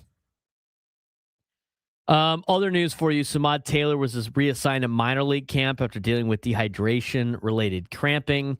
So he's back in the minor leagues. Jackson Wolf was also sent down. It trimmed the major league camp roster to 51 players. They got to get that thing down to 26. So this update obviously reinforces a couple of things for the Padres. The rotation battle still open after the top four, if you will. But I think Armand Marquez is solidifying that number 5 spot a little bit more now. Performances in the final week of spring training are going to carry some massive weight, and the bullpen is shifting from evaluation to readiness mode. So, one outing can still change everything for a lot of these players. And I look at the bullpen, and there's a lot of interest in the bullpen. There's a lot of changing parts in the bullpen too. There's a lot of guys battling for spots. We haven't spent a lot of time as of late on the bullpen because the rotation has had a lot of the news, but this bullpen's getting healthy with some of the players. They're getting guys back from the WBC. There's some pretty big decisions to be made with the bullpen coming up in the next couple of days, because when we went into spring training, there was 1, maybe 2 spots open depending on Yuki Matsui. And if that's still the case, it's guys like Ron Marinaccio and Logan Gillespie still battling for a spot. I know Alec Jacob is part of the mix. What are you going to do with Kyle Hart and some of these long relievers that you can throw in the bullpen as well?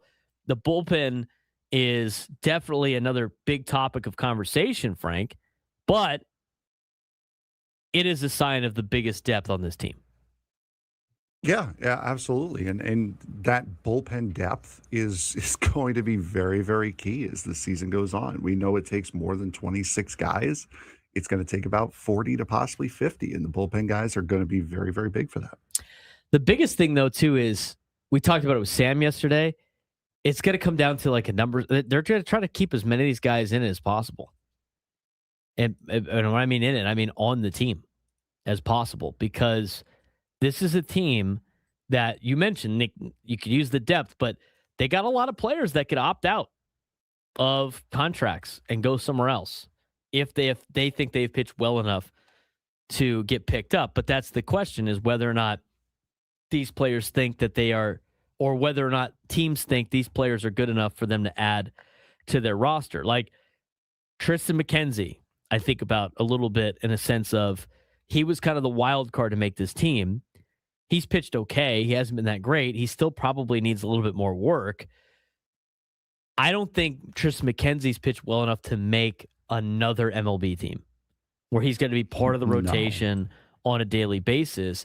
I could see the Padres being able to get him through waivers and put him in AAA, or really in reality, since he's on a minor league deal, I could see him actually accepting the assignment to AAA and working a little bit. Because if you look at, if the Padres get into a little bit of an issue with starting pitching, I would imagine Tristan McKenzie is probably the first phone call they make down in AAA. And I think Sam talked about that yesterday a little bit.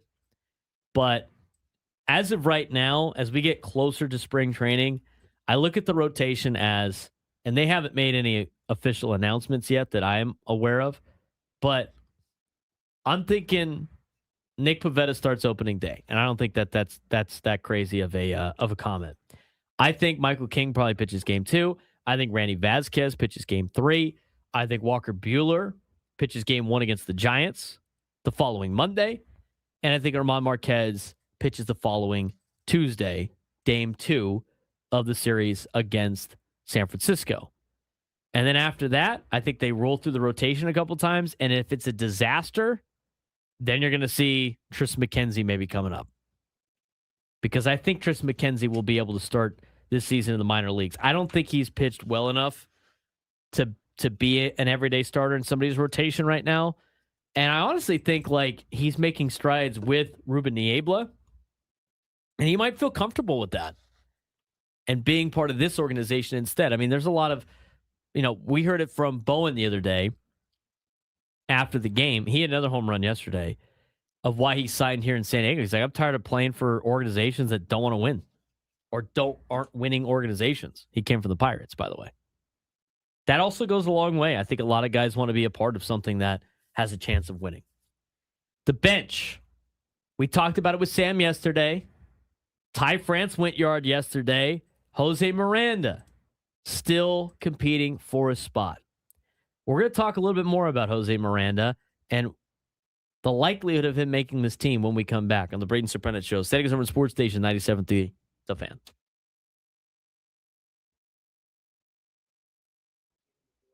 San Diego FC just pulled off one of the wildest wins of their season, and they did it in a hard way. In the CONCACAF Champions Cup, San Diego beat Liga MX side Toluca 3-2. But here's the crazy part. They played most of the match down a man in the final minutes with just 9 players on the field. Marcus Varksen was sent off early. Toluca scored, and it looked like the night might be over. But San Diego fought back. David Vasquez scored twice, and then Anders Dreyer delivered an incredible golazo to give SDFC the lead. Even after a second red card late in the match, San Diego held on to win and now takes a 3-2 advantage into the second leg in Mexico. For an expansion club, this kind of resilience is a huge sign that San Diego FC might be building something special. The question now, can they finish the job in Toluca and keep their Champions Cup run alive? It's been a wild week for San Diego FC, and somehow the expansion club keeps finding ways to stay in the fight. Frank, you were at the CONCACAF Champions Cup.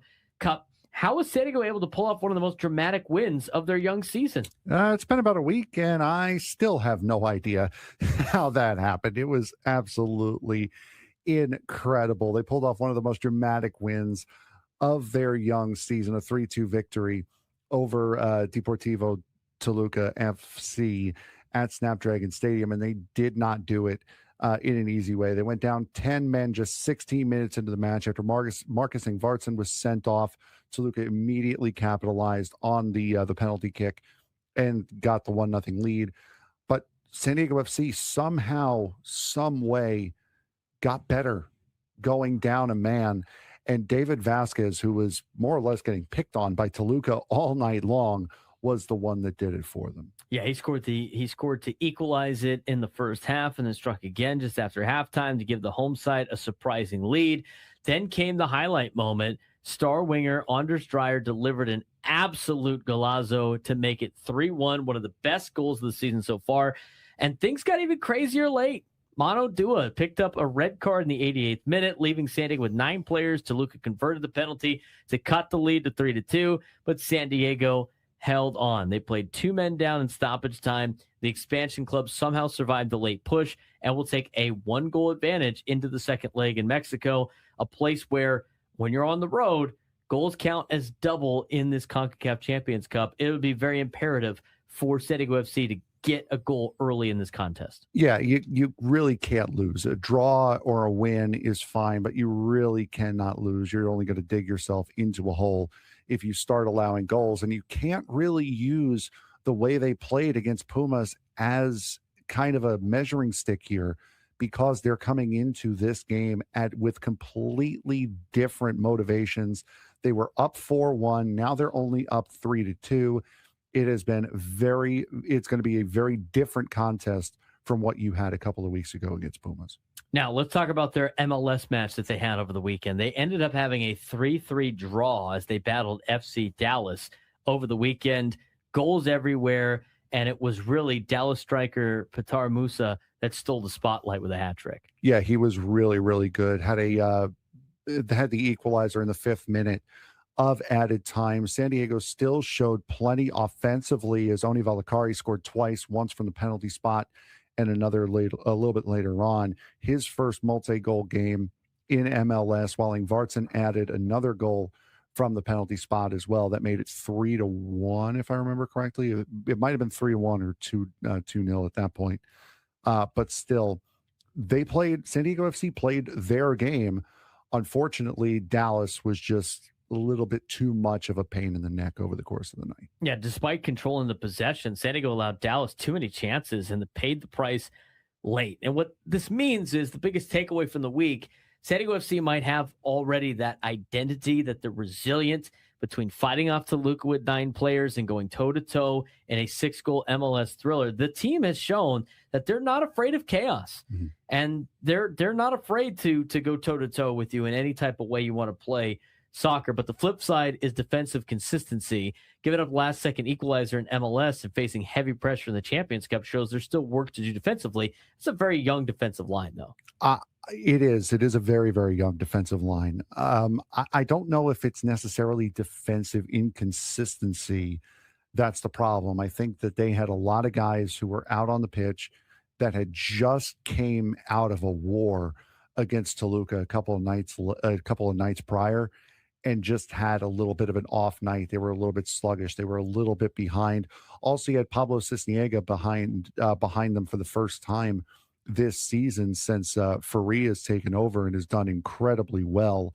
So I don't necessarily think it's defensive inconsistency. I think it was just they were showing signs of battle from a couple of nights earlier. So looking ahead, the schedule doesn't slow down. First, San Diego heads to Mexico for the second leg of the game of the match against Toluca at Estadio Nemesio Diaz in Champions Cup round of 16. Then they return home for an MLS match against Real Salt Lake on March 22nd at Snapdragon Stadium.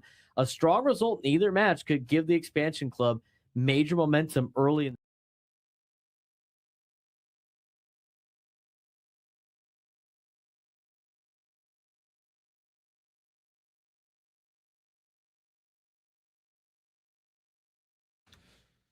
talking about the Sportico valuations of teams right now. It just came out, Sportico's value of organizations. Anybody surprised who number one is? Would they happen to be on our television screen right now? They usually are, always. But no, they're not. Number one valued franchise in all of American sports. Worth $12.8 billion.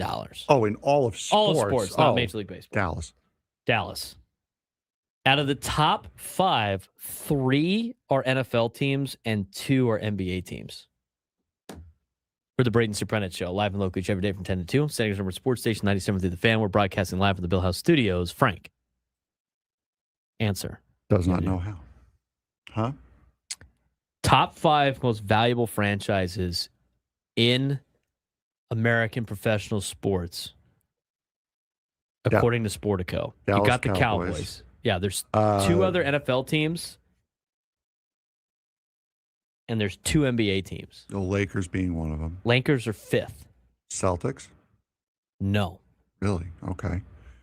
They would be number 2, by the way. They're the 2nd most valuable franchise in all of professional sports in the United States, behind the Dallas Cowboys NBA team.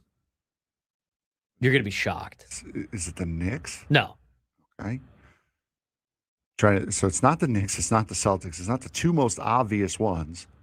Aside from the Lakers, who you already guessed. Couldn't be the Bulls, could it? No, Bulls are 34th. This franchise is valued at $11.33 billion. Who could be worth that much that's not the Knicks or the Celtics? I'll give you a hint. It's going to give it away. There is a connection to the Padres. The arena gave the Clippers that much? No. Clippers are the 19th. Warriors. The Warriors. The Golden State Warriors, who is owned by who? Oh, God. Lacob. That's it. Yeah, I was going to... It's owned by Joe Lacob. I don't know why Ballmer came into my head, but I knew that was wrong. They're worth $11.33 billion. 2nd highest valued franchise in professional sports in the United States, according to Sportico. I mean, who's coming up with this? I know it's Sportico, but like what individual is putting this together? It has been updated. The Padres are valued at $3.1 billion. Lovely. Padres got to throw that into the next negotiation. Hey, you know what? Sportico said 3.1, so Padres coming at 75th on the list. And who are we to disbelieve Sportico, you know? Right. Can you name the other 2 NFL teams? Eagles. Eagles are the 11th ranked most valuable franchise in professional sports in America, according to Sportico. They're worth $8.43 billion. San Francisco's got a lineage in a relatively new stadium. They're 10th, $8.6 billion. Jeez. They're getting closer. Rams. You would think the Chargers are then close, right? Possibly, you know, they play in the same building. They don't own said building, but they play in it. They're 31st in America. They're the 21st highest ranked NFL team in terms of franchise valuation at $6.21 billion.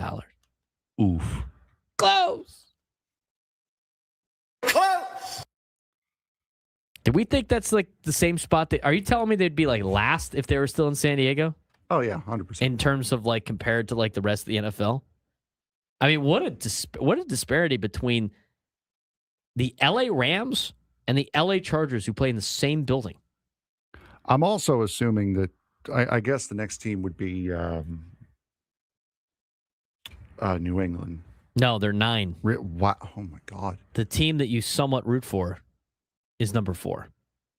The New York Giants are the 4th most valuable franchise in the United States, according to Sportico. And that's also big because Tisch said he's selling his shares off, too. Right. So the Giants are 4th. Top 10, Cowboys, Warriors, Rams, Giants, Lakers, Knicks. The 2 baseball teams. You want to guess them? I'm assuming the Yankees and Dodgers. That is correct. In that order. Yankees are worth $9.4 billion. Dodgers are worth $9.05 billion. Patriots, Niners is your top 10. In terms of baseball, the San Diego Padres are top 10 in Major League Baseball and most valuable franchises. Yet that's the... What number are we at of many ways of why this team's not going to leave? 1.5 million. This is 1.6 millionth reason why the Padres never leave. They are the 10th most valuable franchise in all of Major League Baseball, according to Sportico. Take that for what it's worth. You know what? They should move them to a city that can't. Yeah, exactly. If they, you know what, if they became the third team in LA, they would be top 5. Do you know that they're already worth more than the Angels? If they moved them to Oakland, they would be top 5. All right. Can you name me the top 10 then? If the Padres are 10, who are the other teams in front of Yankees and Dodgers, and then the third team at $6.65 billion? Oh, I wouldn't be able to name them in order, but I can probably give them to you. Yeah, what do you got? Mets, Phillies, Cubs. Cubs are 4th at $6.48 billion. Phillies are on there. They are 6. Mets are 9th. Really? Mets are valued at $3.58 billion. Boston is the third highest ranked baseball team in terms of valuation. They come in at $6.65 billion. So Yankees, Dodgers, Red Sox, Cubs, and then you said the Phillies and the Mets. Mm-hmm. Okay, Padres are 10, Mets are 9, Phillies are 7. I'm assuming San Francisco's got to get a boost from their ballpark. Giants are 5. You're missing 7 and 2 8. teams. One's in the National League at $4.11 billion, and one's in the American League at $3.65 billion. 7 and 8, right? No, the 6 and 8. Oh, 6. Phillies were 7. What, Cardinals? Cardinals are actually worth less than the Padres right now by one spot. They're 11, $3.03 billion compared to the $3.1 billion for the Padres. Possibly Toronto? No, they're 12. Good guess though. One of them's publicly traded. That would be the Braves then. That'd be Atlanta. Atlanta is the 6th most valuable franchise. I don't think Baltimore would have gotten the bump yet, Nate. I think they'd probably be just outside. No, Baltimore's worth $1.91 billion. Yeah. They're way out of the way. Seattle keeps coming to my mind, but I don't think that's, Same division though. Houston's worth $3.65 billion according to Sportico. You want to tell me the worst valued franchise in Major League Baseball? It'd be between a couple, probably between the White Sox. Nope. The Rockies. Nope. The Marlins. Yep. Marlins, and then right before them is the Cleveland Guardians. San Diego FC. I guess the ballpark's too old now. They're not getting the bump there. 1, 2, 3, 4, 5, 6, 7, 8. San Diego FC is also top 10. So I find it odd. I find it interesting. The Chargers are ranked 21st in valuations in the NFL. The Padres are ranked 10th in Major League Baseball in franchise valuations, and San Diego FC is ranked 10th. 2 top 10 in San Diego. The other one's 21st. Would the value be different if they were still here? I think they'd probably be ranked higher, especially if they own their own building. Jose Miranda trying to make this ball club. We'll talk about it when we come back on the Braden Surprenant Show. San Diego Sports Station 97 through the Fan.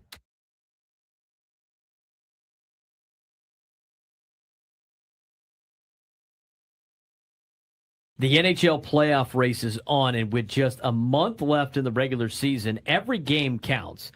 In the East, Boston, Detroit, and Columbus are fighting for wild card spots. Columbus leads the odds for the Cinderella run with 57% chance to make the second round. Out West, the Utah Mammoth could be the surprise team with a 13% chance to reach the Cup final.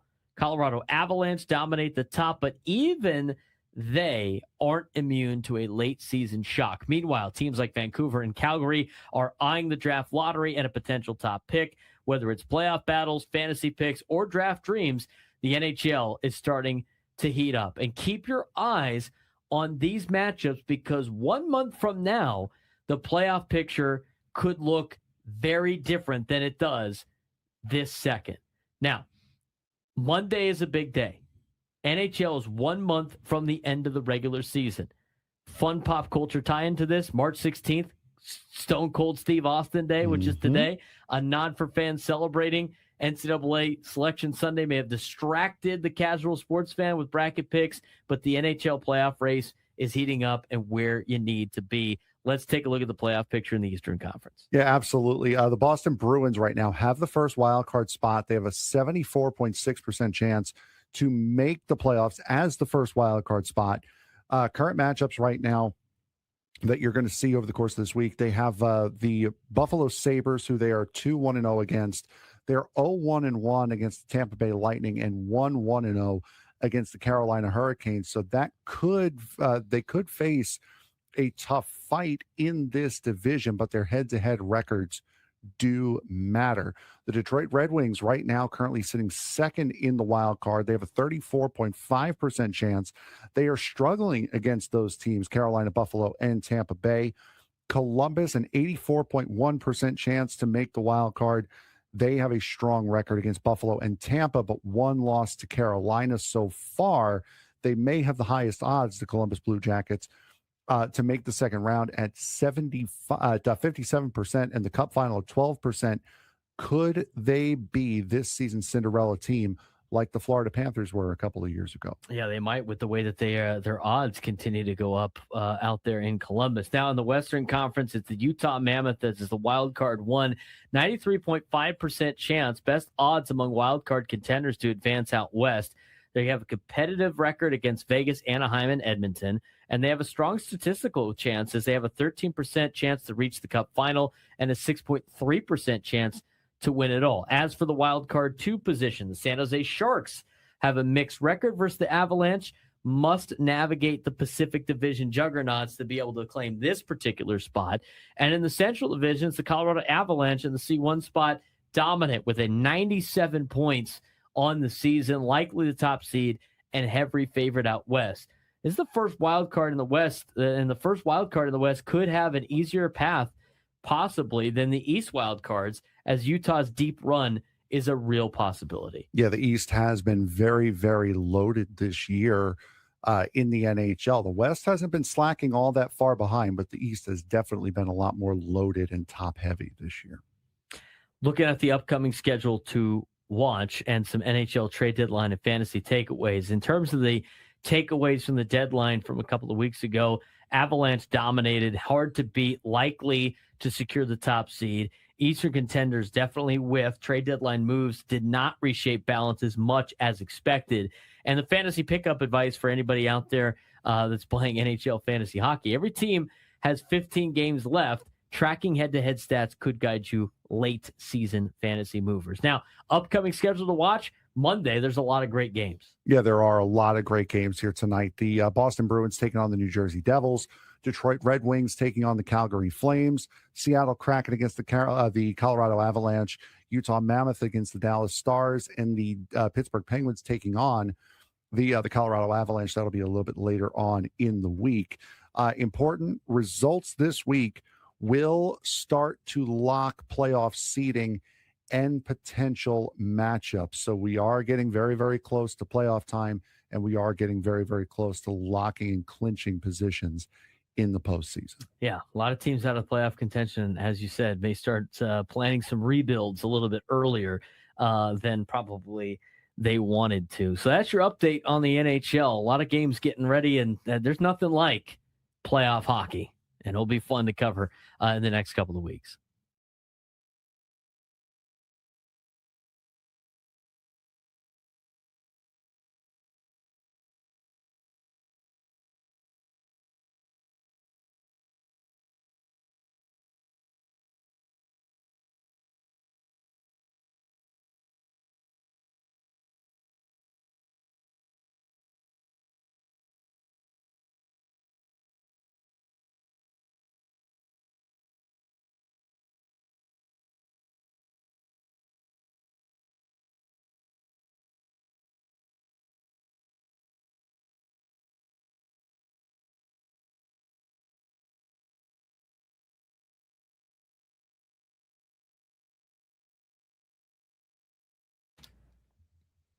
August on the Braden Surprenant Show and on 97th The Fan. Join us via the SDCCU fan hotline. It's not big bank banking, it's better. He's Frank Marquez. I'm Braden Surprenant. This is the Braden Surprenant Show, live and local each and every day from 10 to 2 on San Diego's #1 sports station, 97.3 The Fan. We're going to get you a full preview of college basketball, region by region, in the next couple of hours or so. But we will want to continue our conversation about Padres baseball here in this particular segment. And when we get to this, I mean, there's a lot of conversations being had around the bench. And Jose Miranda has made a big impact and has forced the conversation to put him on this team. And Jeff Sanders, I'm pretty sure it was Jeff Sanders, if I'm not mistaken, on the article here. Let me pull it back up. Yeah, Jeff Sanders in the UT did a great job outlining a lot of things about Jose Miranda, what he had done so far in his career and what he brings to the table and how he's feeling this is a fresh start. You know, Jose Miranda,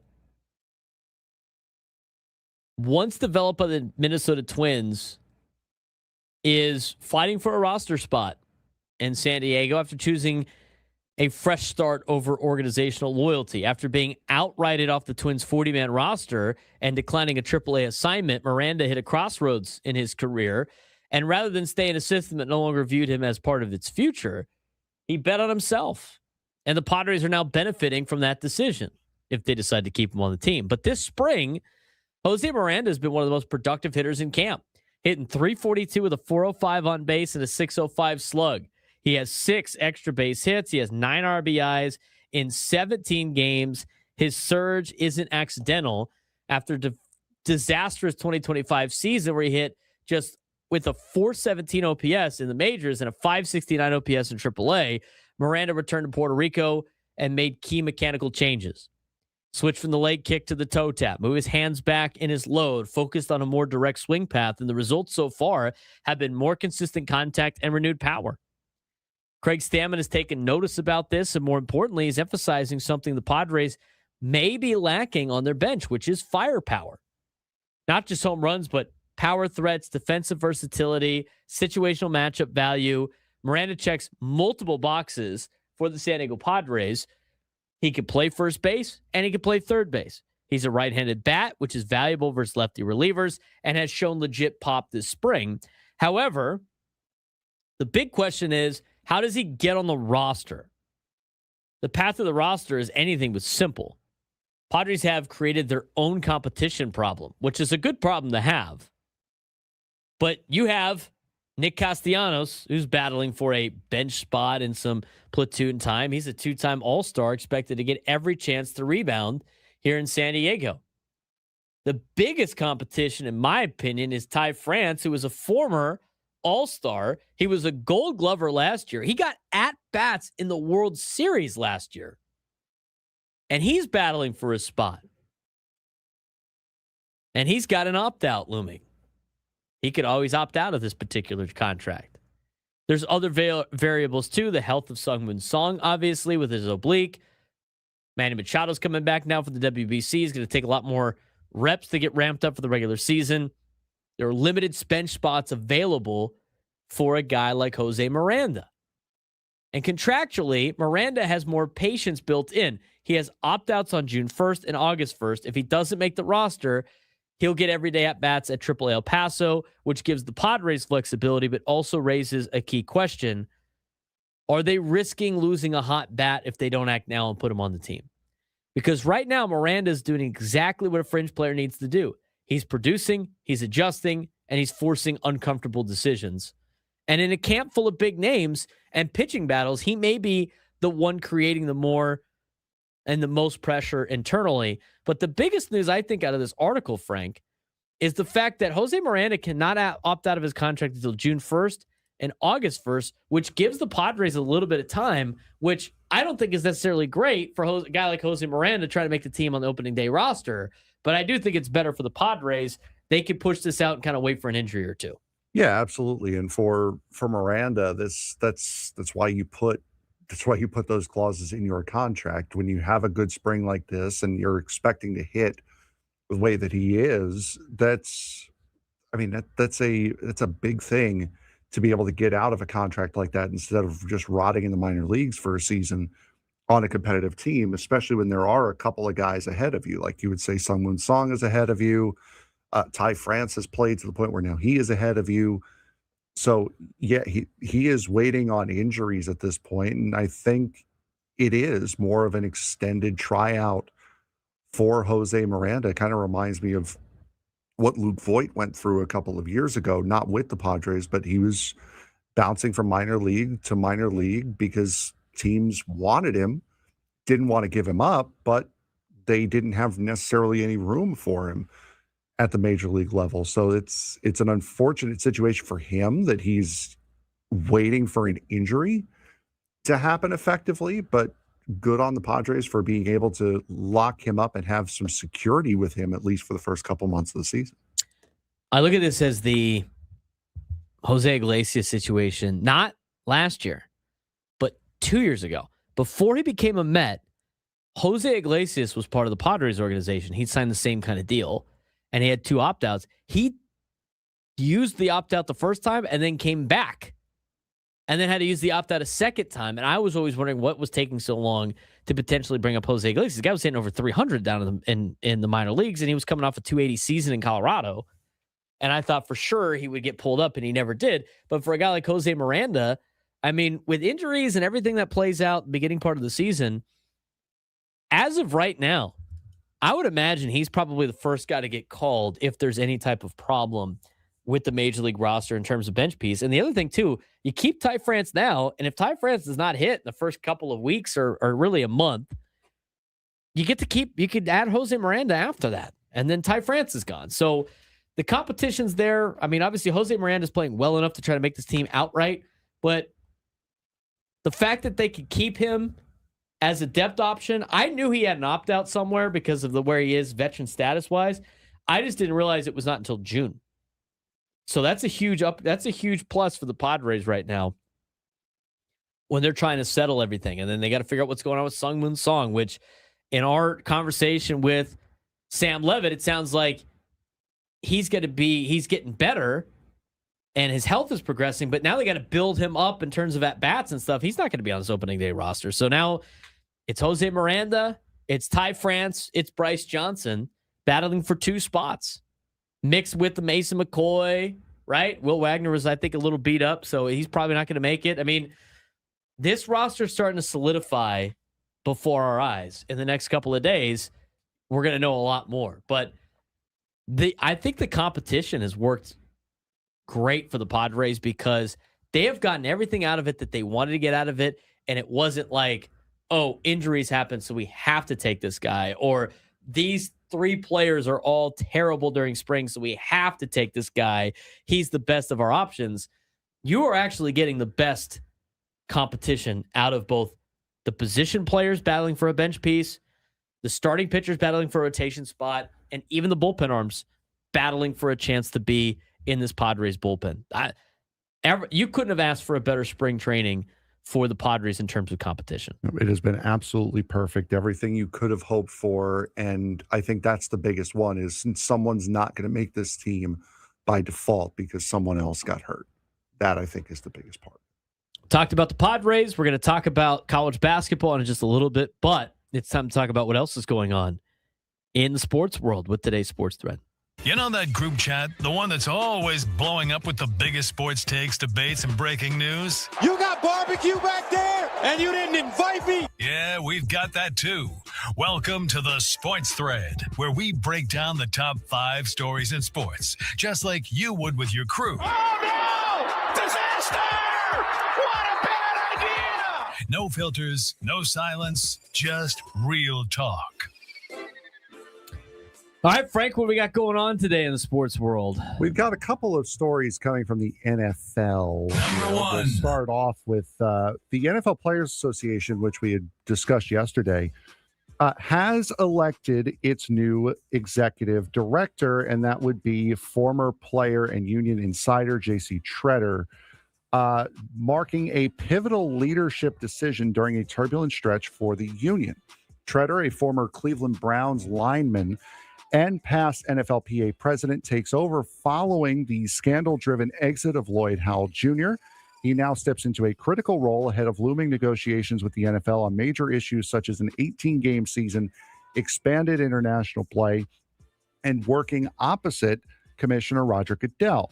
While Tretter is respected for his player-first approach, his track record includes some controversial moments tied to collective bargaining violations, adding intrigue to how he will guide the union going forward. Is JC Treader the steady player-first leader the NFLPA needs, or is it a risky choice given his track record? I think every choice is going to be a potentially risky choice, but it's about time that they got that figured out with the Players Association. How about all these Players Associations, man? They got a lot of drama going around. I know, right? How do they figure out their own problems? Independent arbiter. Yes. Yeah, there you go. You got used to doing that. Number 2.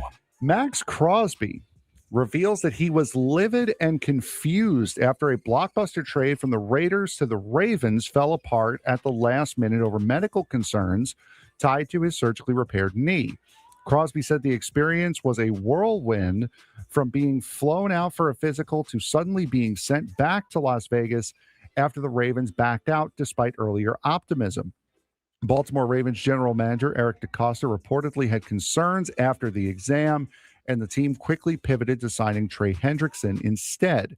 Despite the chaos, Crosby said he is recommitted to the Raiders and plans to use the situation as motivation heading into the season. Did the Ravens make the smart long-term move backing out over medical risk, or did they pass on a game changer and hand the Raiders a motivated superstar? Well, I think they definitely handed the Raiders a motivated superstar. I just don't know what the relationship is now with him and the Raiders.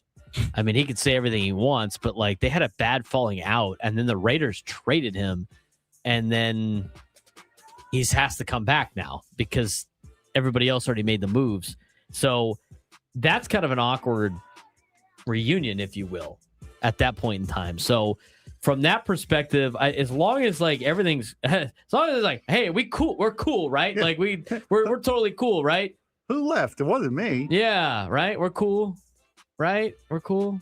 No hard feelings that we tried to trade you and we good, and we didn't really want you here anymore. And now we're a little upset that we didn't get our picks, but we okay? We good with that? He figures that out that maybe they will, but it's still the Raiders doing Raider things, dude. It's just. This couldn't happen to anybody but the Raiders. Number 3. The NCAA has rejected a request from the Big Ten Conference to pause investigations into alleged tampering in college athletics, saying enforcement will continue under the current rules. The Big Ten argued the rules were created before today's NIL-driven landscape and massive transfer portal movement, making them nearly impossible to enforce fairly. However, other power conferences pushed back, including the Big 12 and ACC, saying that enforcement is necessary to prevent what Dabo Swinney called a, quote, broken system, where schools openly recruit players still under contract at other programs. In the era of NIL deals and consistent transfer portal movements, is tampering even realistically enforceable anymore, or should colleges just accept that it's a part of the new landscape? No, they got to fix this problem because this is not something that they allow in professional sports. So why should they allow this in college sports that are now becoming professional sports? This is something they got to put rules in for. But until they get the exemption of being an antitrust, unless they get the antitrust exemption, they can't enforce any of their rules, which in lies the problem. But yes, they got to get that fixed first, and then they got to start putting in rules of how you can build rosters in college athletics because it's gotten so out of control. And again, the Big Ten's thing was we're living by outdated rules.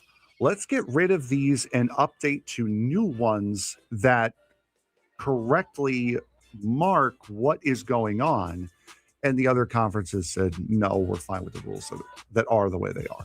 So we good. It's not like they were trying to get rid of the safeguards. They were trying to get updated ones. Number 4. For the future. The Toronto Maple Leafs are furious with the NHL after Radko Gudas of the Anaheim Ducks received only a 5-game suspension for a knee-on-knee hit that ended Austin Matthews' season. Matthews suffered a grade 3 MCL tear and quad contusion, forcing the Leafs captain out for the rest of the year, while teammates and coaches argued that the punishment did not match the impact, especially given Gudas' history of prior suspensions. The controversy has reignited league-wide debate about whether the NHL's Department of Player Safety does enough to protect star players. If a hit ends a superstar's season, Should the NHL hand out suspensions based on the results of the play or the intent of the action? It should be on the intent and the results of the play. I shouldn't be based on like what his injury was. It needs to be on the situation that happened in the game. That's how the suspension should work. Just because the guy ends up being out for the whole year, which is BS, doesn't mean that's like, all right, well, that's automatically what the suspension is. When we come back in the new lunchtime hour, NCAA tournament talk.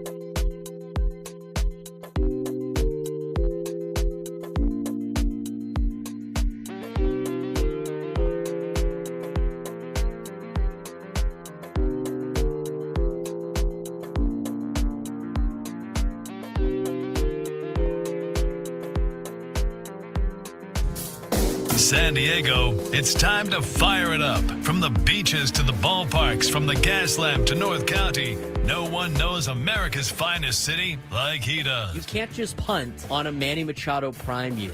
He's a fourth-generation San Diegan, born and raised in the heart of this community.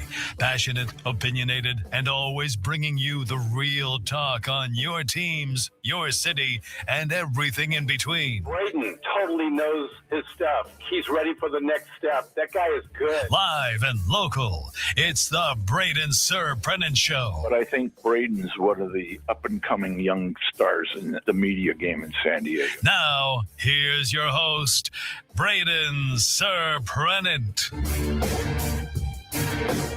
New Lunchtime Hour on 97.3 The Fan is brought to you by the Craft Taco. Bold flavors, 2 locations, Sorrento Valley and inside Balboa Park's Natural History Museum. In this hour, JR Blount will come on to join us at 12:35. He is the new head basketball coach at the University of San Diego. He is currently the assistant basketball coach at Iowa State. And they're going to be getting ready for an NCAA tournament game here coming up over the next couple of days. Iowa State drew a spot in the Midwest region. Midwest region. They're going to take on Tennessee State. They're playing Friday at 11:50 in the morning. So that is if you're a USD fan, you want to keep dialing in. I mean, I've seen the social media posts between USD and Iowa State. Been pretty fun to watch. So we're going to have JR Blount on at the end of this hour.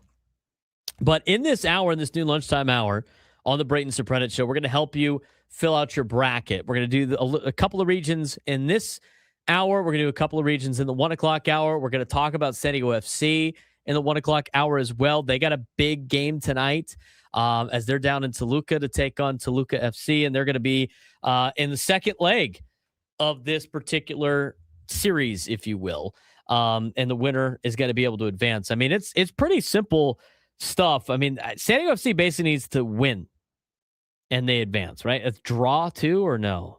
No, because they have the Toluca's got the away deal. goals advantage. Well, if it's a 0-0 draw, then yes, San Diego FC wins, but then San Diego advances. But what if it's a 1-1 draw? If it's 2-1 on away goals. Oh well. No, because then San Diego FC would have an away goal. So I think win or draw, they win or draw, they advance. Yes. And if they lose, there's no way that they can lose and advance. Math is cool. Yeah. So they're it's win or draw, right? So it's a little bit different. But that's games tonight. We'll get you a preview of that in the 1 o'clock hour as well. All right. We do want to get to, we'll start with the East region because that's where the number 1 seed, the Duke Blue Devils, are. And we'll try to get through this. Try to help you fill out your bracket, obviously. So in this bracket, the number 1 is Duke, 16 is Siena. They're paired with the number 8 seed, Ohio State, and the 9, TCU, the 5-12, which is here in San Diego. And we're going to talk about some of the teams playing in San Diego tomorrow, since they will not be in action until Friday. They're going to have their practices tomorrow. I'm sure a lot of them have already started flying into San Diego's airport. But St. John's got the 5 seed. They're taking on Northern Iowa. That game will be on Friday at 4:10 Pacific time. Kansas, the 4 seed, takes on California Baptist, the 13. Also here in San Diego, that will be at 6:45 on Friday. Other games in the East region, the 6 seed, Louisville, they'll take on the 11 seed South Florida. The 3 seed Michigan State will take on the 14 seed North Dakota State. 7 seed UCLA is going to take on the 10 seed UCF, and the 2 seed UConn is going to take on the 15 seed Furman. And when you look at this, the identity of this region, it is physicality versus consistency. You've got elite teams like Duke and UConn, but also flawed contenders like Kansas and St. John's, which is interesting because they could match up against each other in the second round on Sunday here in San Diego. And of course, the similar players that they have shared over the last couple of years. But a ton of upset potential in the 6-11 and 7 in the 6-11 and 7-10 matchups in this particular region. And I would not go chalk with this region. This is where you can really win your NCAA tournament pool, is in the East region. Now, let's talk about the big contenders. Like Duke the number 1 seed. They get the number 1 eye test, number 2 resume in the NCAA tournament. Defensive efficiency is number 1 in the country. Defense travels in March. Elite defense travels in March. They're top 4 in both offensive and defensive efficiency.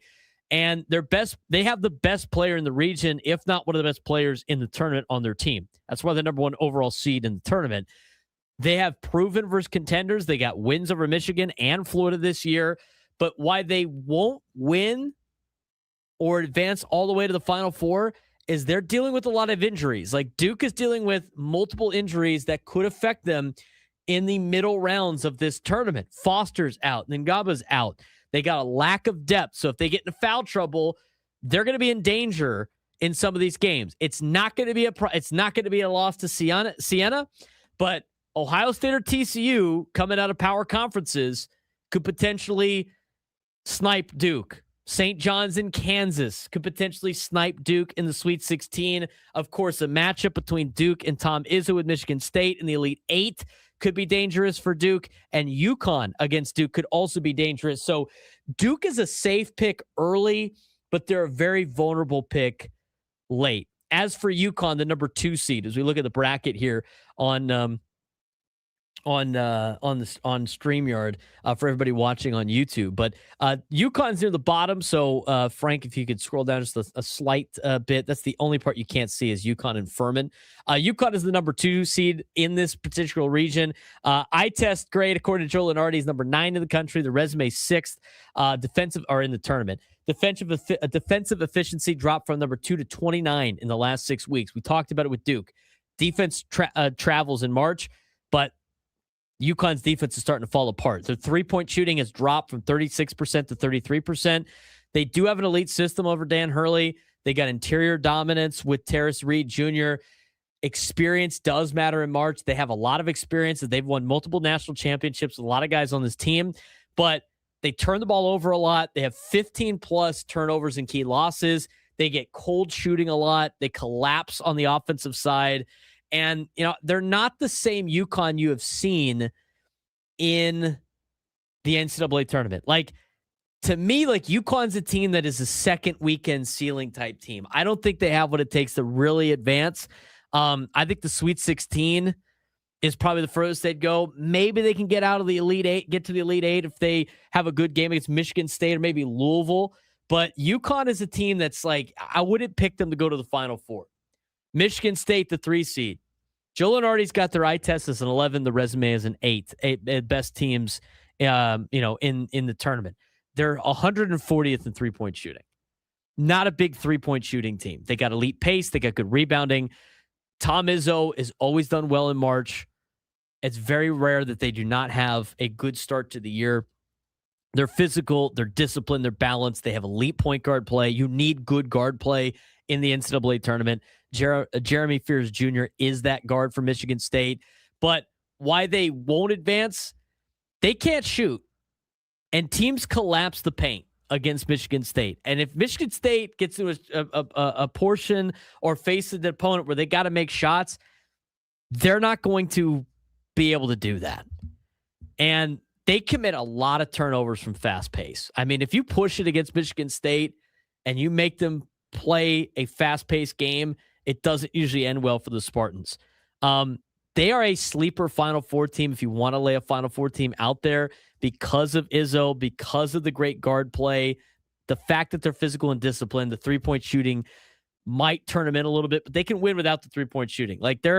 I like Michigan State more than I like UConn if you wanted to pick a non-Duke out of this particular region.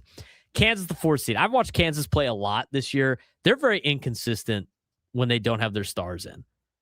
And, they got superstar talent like Darren Peterson. They got elite rim protection on the team. Their eye test, according to Joe Lenardi, is 21 in the bracket. Their resume is 14. But they got a lot of chemistry issues, Kansas does. They have 5 losses in the last 6 tournaments, early rounds. This is not a great Kansas team. I don't really trust them. So I wouldn't really have I honestly don't think Kansas is going to get out of San Diego. If they run into St. John's has played a lot better basketball. In fact, I think St. John's I think they got hosed in the 5 seed because they should have a lot higher of a seeding. I think St. John's wins the region over here in San Diego and advance past Kansas. Kansas is probably the biggest team on upset alert, but you have to remember last year in the NCAA tournament, only 7 first-round upsets, and that's including 9s over 8 seeds and 10s over 7s. The difference between top teams in college basketball and mid-majors the gap has grown.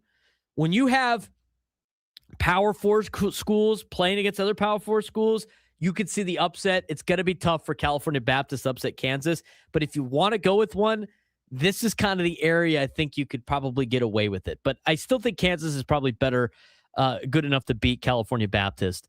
They're just going to run into a problem with St. John's. And speaking of St. John's,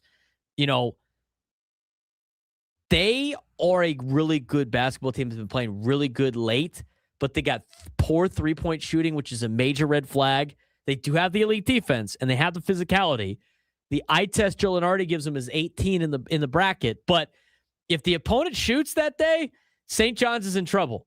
And if the game is ugly, they win. So if Northern Iowa can shoot and Cal Baptist can shoot or Kansas can shoot or anybody in that region can shoot, St. John's gets in a little bit of a world of hurt because they can't hang with the three-point shooting. But when it's physical in the paint, St. John's usually does really well. St. John's is a team that is a little sneaky, I think, in this NCAA tournament. Louisville, the 6th seed, 4 double-digit scorers. They depend heavily on Michael Brown Jr. And his health. They are an upset alert against South Florida, who has had a pretty good year. And South Florida, even though they got in by winning the American Conference, they were close to being an at-large team anyway. This is not they just got hot in a weekend. I mean, South Florida's been a pretty solid basketball team, and they're listed as a Cinderella watch in this particular bracket. They're top 10 in offensive rebounding. They have 18 double-doubles from Isaiah Nelson. They are weak from the three-point line, but if they win, that's going to be because they dominate the glass and they turn it into a chaos game. And I think that they could potentially beat Louisville. If you're looking for a really, an upset pick in the first round, South Florida over Louisville, I think is where you want to go. UCLA is the 7th seed. 5 players are averaging 11 plus points per game. Weak defense, though, and rebounding. Very high variance team. They're boom or early exit with Mick Cronin's crew. And I can't wait for that press conference when that happens. That's always going to be a treat. Plus, they're playing UCF. UCF came from a very difficult Big 12 conference this year. Big 12 teams are definitely battle tested, but we'll see what happens when the pressure is on. Northern Iowa, 12 seed, number 1 in scoring defense, 61.3 points per game allowed, elite at controlling tempo. If they win, it's because they slow the game down and they play a half-court grind. They might be able to do that a little bit with St. John's, but the problem is St. John's is a lot more physical than a lot of teams that Northern Iowa has played. St. John's physicality is probably going to knock out Northern Iowa down, and they're going to have to shoot because they're not going to be able to hang with the physicality of St. John's unless they make outside shots. They make outside shots. St. John's is in a little bit of an upset mode, but I wouldn't really rely on that. In terms of first-round games, Duke's going to beat Siena. I don't think you need to really worry about that game. That game's going to be on CBS. Ohio State, TCU. This is a 50-50 game. You got star power for the Buckeyes. You got balance out of TCU. TCU has had a really good season. It's a coin flip game. It's the first game of the tournament. They always like to make the coin flip game the first game of the tournament to really wipe out half the field when it comes to the NCAA bracket picks. But I got to go with the Horned Frogs just because it's my alma mater, but I'll probably pick them in one bracket and not pick them in another. They've been good, but they're very inconsistent. TCU does really well against good teams, is really poor against bad teams.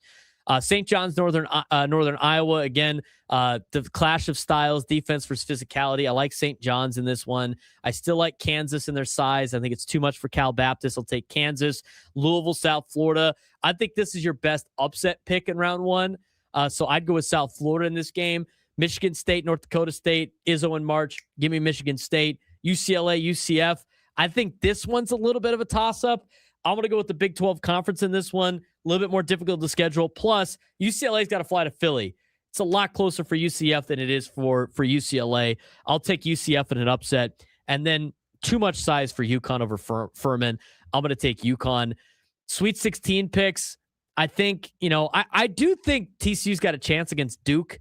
I think TCU's got a better chance against Duke than they do against Ohio State, just the way they've played this season. Plus, TCU has played 3 of the 4 number 1 seeds already. Duke's the only team that they haven't played yet that's a number 1 seed. They lost to Arizona by 10. They lost to Michigan by 4, and they beat Florida here in San Diego. So something to look for. But Sweet 16 picks, I think you're safe with 1 seed Duke, 5 seed St. John's, 3 seed Michigan State, 2 seed UConn. The thing is, when you fill out your bracket, you got to get the Final Four and National Championship right. And so it's almost like that's where you want to start. You want to start in the middle and then work your way back out, because you can't really have a lot of upsets advancing too far. I mean, it happens every once in a while, but it's happening less and less and less now. And so, yes, you might get them in the first round, but upsets happen early and then don't happen late. The favorites usually win out after they make it through the first couple of rounds. So I like Duke, St. John's, Michigan State, UConn as of right now. Elite 8, look for Duke and Michigan State. If you want to look for an upset special, I think maybe Michigan State might be able to get out of that region with Tom Izzo and March and the way that they play and the way that they might be able to overwhelm Duke a little bit with the injuries that they have. So, Michigan State's the best combination of coaching and guard play. Toughness travels the NCAA tournament. Duke's depth concerns, I think, are going to catch up to them while you can't pick them out of this region. But I like Michigan State. Duke is the safest pick, but not the smartest pick for the East region. Michigan State is definitely the best value Final Four team in this region. South Florida might be your bracket-winning upset in the first round. UConn is overrated based on past success. This is not the same UConn team that you saw play San Diego State in the national championship game. It's not the same UConn team, that has won back-to-back national championships. So I think they eventually will get gassed out before they get to the Final Four. But this is the region to me that will bust brackets more than any other region that you could get to. So that's a look at our East preview. When we come back, we'll talk about the West a little bit, and then we're going to kind of pivot away from that. We're going to talk with JR Blount later in the 12:35 spot of this hour. We'll get back to this to finish up the show in the 1 o'clock hour when we break down the South and the Midwest, trying to help you guys fill out the brackets. We got more games tonight in the first 4. We got 2 more games, and then tomorrow morning in the 9 a.m. hour, TCU and Ohio State will tip off, and the NCAA tournament will start. You got anything you want to add to the East region, Frank? Oh, you said it all. Got it covered. You're good. Who's your pick? Are you filling out a bracket? I am going to fill out a bracket, yes. You got to fill out a bracket. Yeah, I mean, of course. Here's the deal. Anybody driving around, I don't know college basketball. I don't really watch this, that, and the other. Just fill out a bracket. It's fun. Never stopped me from filling out a bracket before. Fill out a bracket. It's fun. It's for fun. And honestly, the people that don't know what's going on usually do very well in brackets. Pick it however you want. We're just trying to help you fill it out, try to win your bracket pool. 833-288-0973, 833-288-0973. Or you could take Augie in the YouTube chat's approach. Just pick logos or mascots. We should put up that mascot graphic I sent you.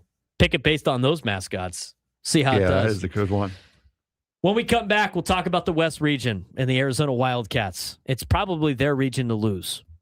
We'll explain more.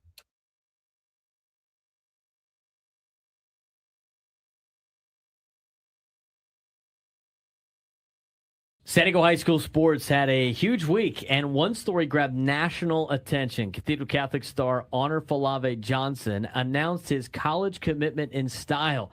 The 5-star recruit hosted a full commitment party in downtown San Diego with about 125 people in attendance, complete with a DJ, food, and a live broadcast. When it came time to reveal his decision, he grabbed an Oregon hat, tossed it aside, then pulled out a sword and put on a USC Trojans hat. The crowd erupted. Falave Johnson rushed for more than 1,200 yards last season and averaged nearly 10 yards per carry while helping Cathedral Catholic reach the state championship game.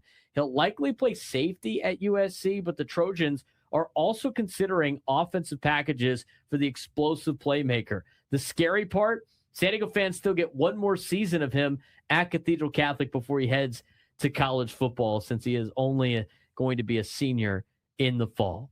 San Diego High School sports delivered another packed week, and there are storylines popping up all over the country, from new football coaching challenge in East County to a massive college commitment announcement the strong early season showings in baseball and track. And let's start on the football side, where Sid Reed is taking over the program at El Cajon Valley, and he's inheriting one of the toughest rebuilds in the county. Yeah, absolutely. Reed has had solid success at San Diego High, reaching the CIF semifinals in the last 2 seasons.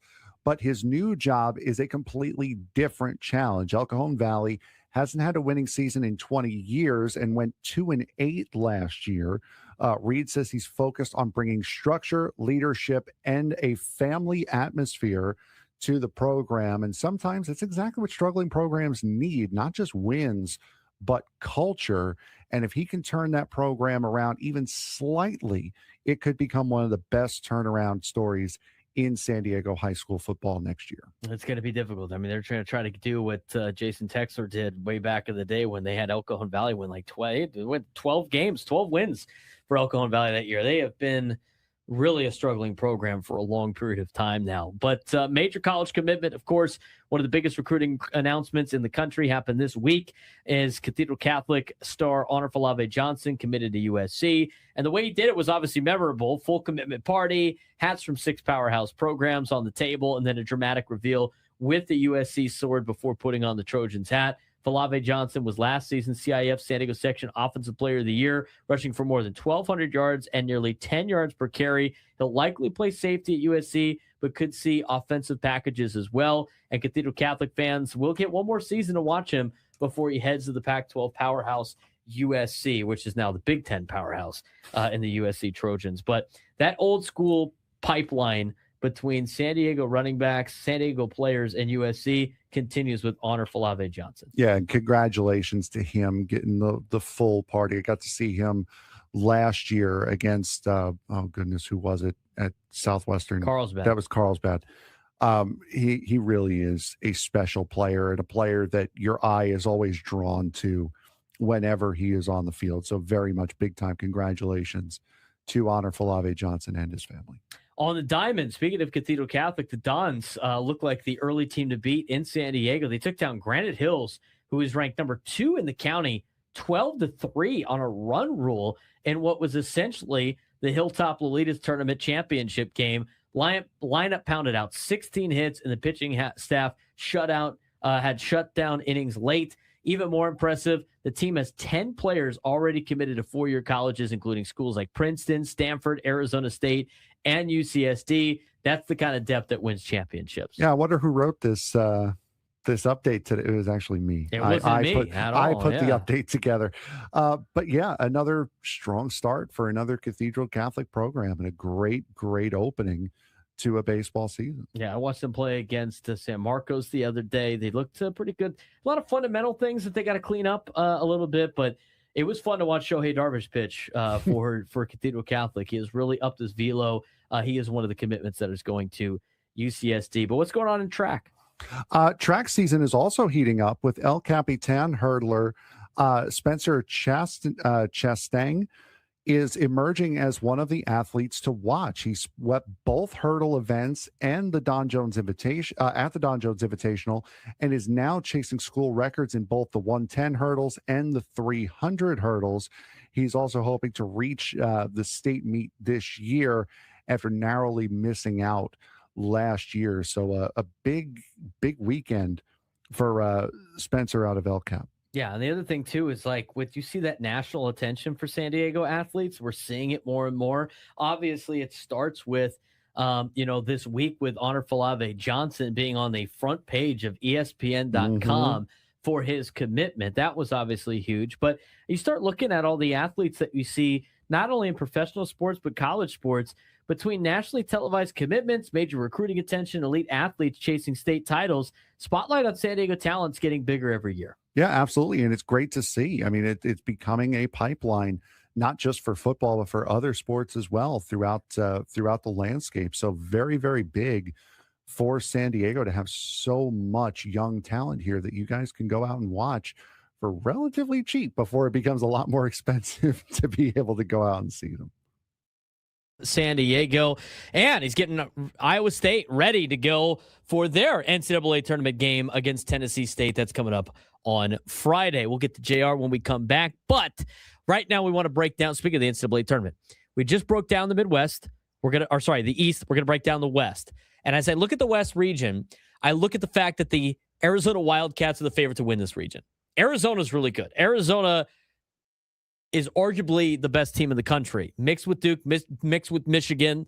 I know they lost a couple of games in the Big 12, but they're right there with Duke and Michigan as the best teams in the country. They already beat Florida this year. The Arizona Wildcats have elite size. They have depth. They have freshman firepower. Koa Pete, Burries. I mean, they got Braden Burries, veteran leader, and Jaden Bradley. They've dominated most of the season. And this year feels like the year for Arizona. But Arizona has been burned before in March. They've burned people before in March. I think of, the time that Arizona lost to Steve Nash in Santa Clara. Thought about the time that they lost to Yale. I mean, Arizona's been highly ranked and gotten 1 and 2 seeds and have been burned in the NCAA tournament before. This is the best chance they have at winning a national championship since Mike Bibby was on the team and won them a national championship in the 90s. It's the best team they've had. Now, their biggest threat is Purdue. Best pure point guard in the country, Braden Smith, offensive machine. They average 82 points per game. Their defense can absolutely collapse, though, which is a major problem for Purdue. But they got a high ceiling and an early exit risk. If they make it through the first 2 rounds, Purdue could be a threat to Arizona. Gonzaga is a dangerous 3 seed. Insane tournament consistency. Sweet 16 machine. Gonzaga makes the Sweet 16. They are older. They have an experienced roster. But Braden Huff and his injury is a huge swing factor to whether or not Gonzaga is going to go to the Sweet 16 or not. If they're healthy, they're a contender to make it out of the West region. If Braden Huff does not play, Gonzaga might not continue the streak of making the Sweet 16. So they got a very cap ceiling if Braden Huff doesn't play. He hasn't played in a long time. Arkansas, very much a boomer bust team in this bracket. They are led by superstar freshman Darius Acuff Jr., one of the best offenses in the country of the Arkansas Razorback. Now, they have weak interior defense, which is a major flaw, but they could make a Final Four or lose early, which is very, very boomer bust. I mean, what Arkansas team are you going to get? In terms of an upset watch, best first-round upset picks, Missouri potentially over Miami. Missouri's playing near home in St. Louis. They're inconsistent, but they're dangerous. Played a tough SEC. The other one's Texas over BYU. BYU lost a key player. It's not the same team that they were. They have really struggled down the stretch in Big 12 play, and Texas has size, experience. Oh, and by the way, they just played a game already. So they've already gotten that NCAA tournament jitters out of the system, and Sean Miller's a great coach. So Texas over BYU could be an upset in the first round. Now, a sneaky chaos team. We've seen them a lot. Utah State, they're experienced. They got an efficient offense. They could beat Villanova, and they could give Arizona a scare for a half. A key matchup to watch, though, potentially Arizona and Arkansas in the Sweet 16. Koa Pete versus Darius Acuff Jr. Size for shot creation. Depth for star power. This is the real regional final in a lot of ways, Arizona and Arkansas. Now, in terms of the projected path, Final Four pick to you is Arizona. Why? They're the best combination of talent and size, multiple scoring options, and can survive different play styles. But if you want to win your bracket, don't just follow chalk in this bracket. Consider high-risk winning pick, Arkansas maybe to the Final Four. Be smart, contrarian. Purdue loses early. Defense collapses. I mean, that might be a smart move for you. And then the safe but not boring bet is Arizona and Arkansas, with Arizona winning in that particular part of the tournament. But, my West region summary, your most likely winner is Arizona. Your best upset team chance is probably Missouri, although I think Texas can make a little bit of a run. Most dangerous wild card in this bracket is Arkansas, and the potential bust in this side of the region is Purdue. That's how I view this part of the bracket in the West region. Again, Arizona is playing here in San Diego, which is usually a big Arizona crowd. It'll be Arizona and Long Island on Friday at 10:35 in the morning. Villanova and Utah State will play right after them at Viejas Arena, and the winner of those games will play on Sunday at a time to be determined. But that's the other part of the San Diego region. Now, Wisconsin's had a pretty good year this year. They've been hot as of late. High Point's a scary team. My guy Trav Gundy in the chat, you better watch out for the High Point Panthers, man. They might be able to surprise some people. High Point's got a player on their team that's better at shooting threes than he is at making twos. Guy's made more threes this season than any other shot. In fact, I think he's 0 for 4 from anything inside the arc, and he's like whatever his shooting percentage is from beyond the arc. So we got to get to break. When we come back, JR Blount's going to join us on the Braden Surprenant Show, San Diego Sports Station 97 through the Fan.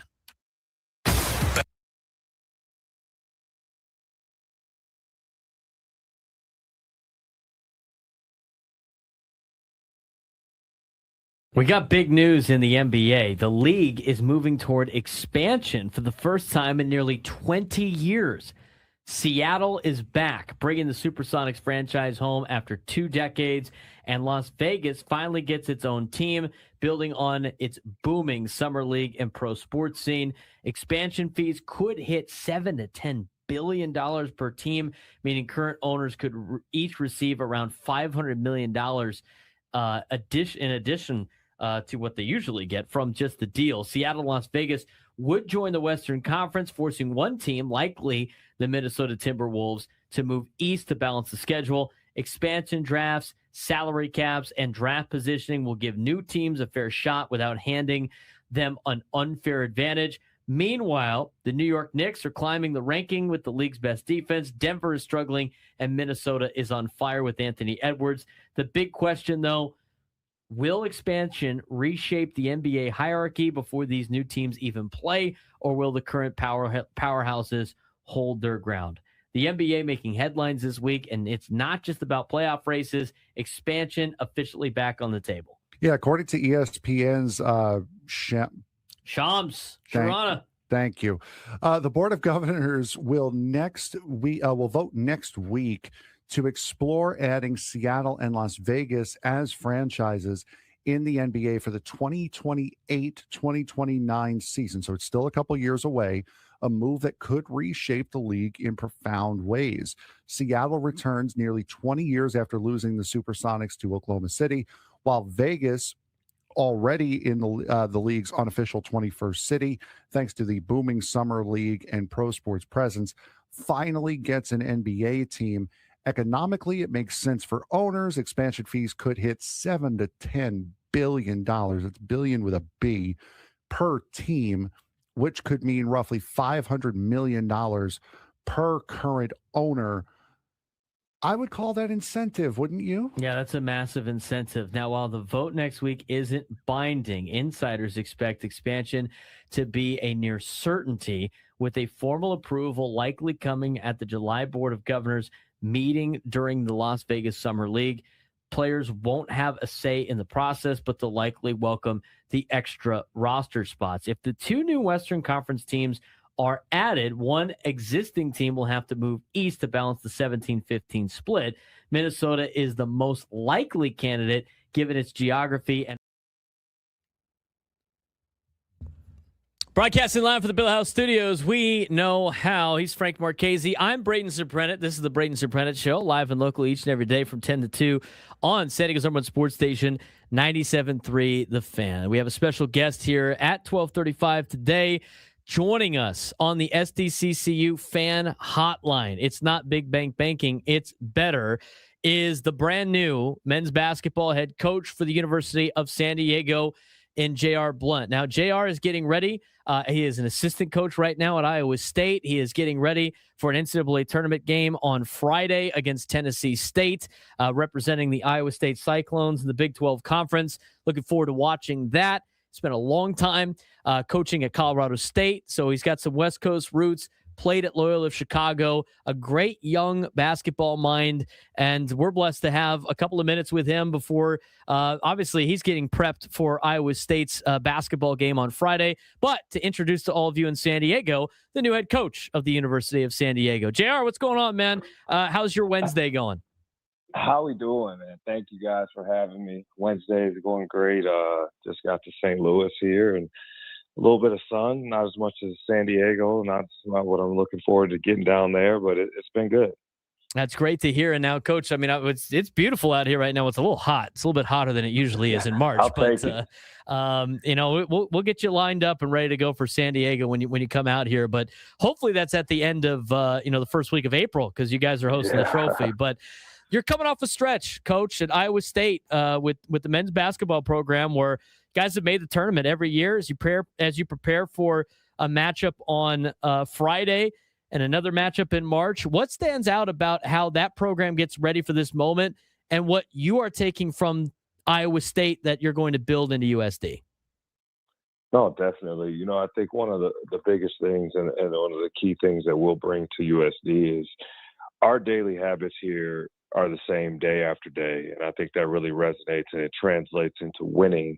And that's what we've done for the 5 years that we've been here. So to look at practice today, it looks just like practice looked 4 years ago when we were first getting there. And I think that's key. It's a relentlessly consistent way to approach things. And I think that it helps the guys. It allows the guys to know that every day matters, that every detail matters. And, ultimately that ends up in winning a lot of games. We're talking with new head basketball coach at the University of San Diego, JR Blount, who is is currently an Iowa State assistant coach, finishing out the season before heading out here to the University of San Diego. And now that you're stepping into San Diego Toreros men's basketball, how are you balancing evaluating that current roster, building for the next season, and obviously still installing the culture you want the right way as you are out there at Iowa State?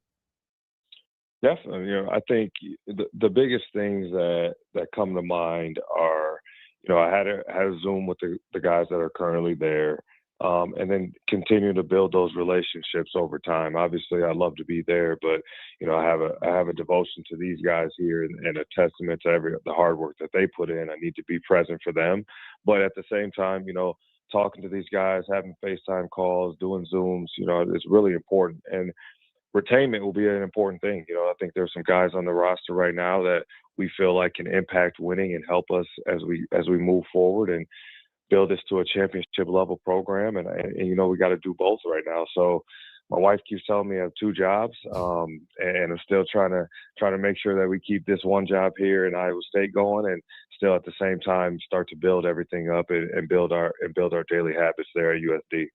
Let's talk about this vision that you have and this fit that you have for the University of San Diego. What was it about this opportunity at USD, whether it's the university, the city, maybe the vision, that made you say, you know what, this is my job? No, for sure. I mean, first and foremost, I think the leadership, President Harris and then Kimya Massey, our athletic director, they made it clear that we have a vision for USD to compete at the top of the WCC. And Kimya made that very clear in his first phone call that we had. And I think with the departure of Gonzaga, Washington State, and Oregon State, the timing was right to take that next step for me. We've invested significantly in the program. Obviously the Basketball Performance Center, there's been upgrades to the JCP, and there's been expanded resources for student athletes, and that includes, NIL and rev share opportunities, which is a part of the changing landscape of college basketball today. But not only that, the dedication to player development, nutrition, athletics training, strength and conditioning. Kimya pointed all those things out to me and made it clear that USD was ready to take that next step to compete at a championship level, and they got all the ingredients to build that program. So, coming from Iowa State, where we have had a lot of success, but we don't necessarily have the top of the line resources in comparison to some of the other teams in the Big 12. That really resonated with me, and I'm like, hey, I can go do this, and we can do this as a staff, and then we can do this and put a good group together that can definitely compete at the top.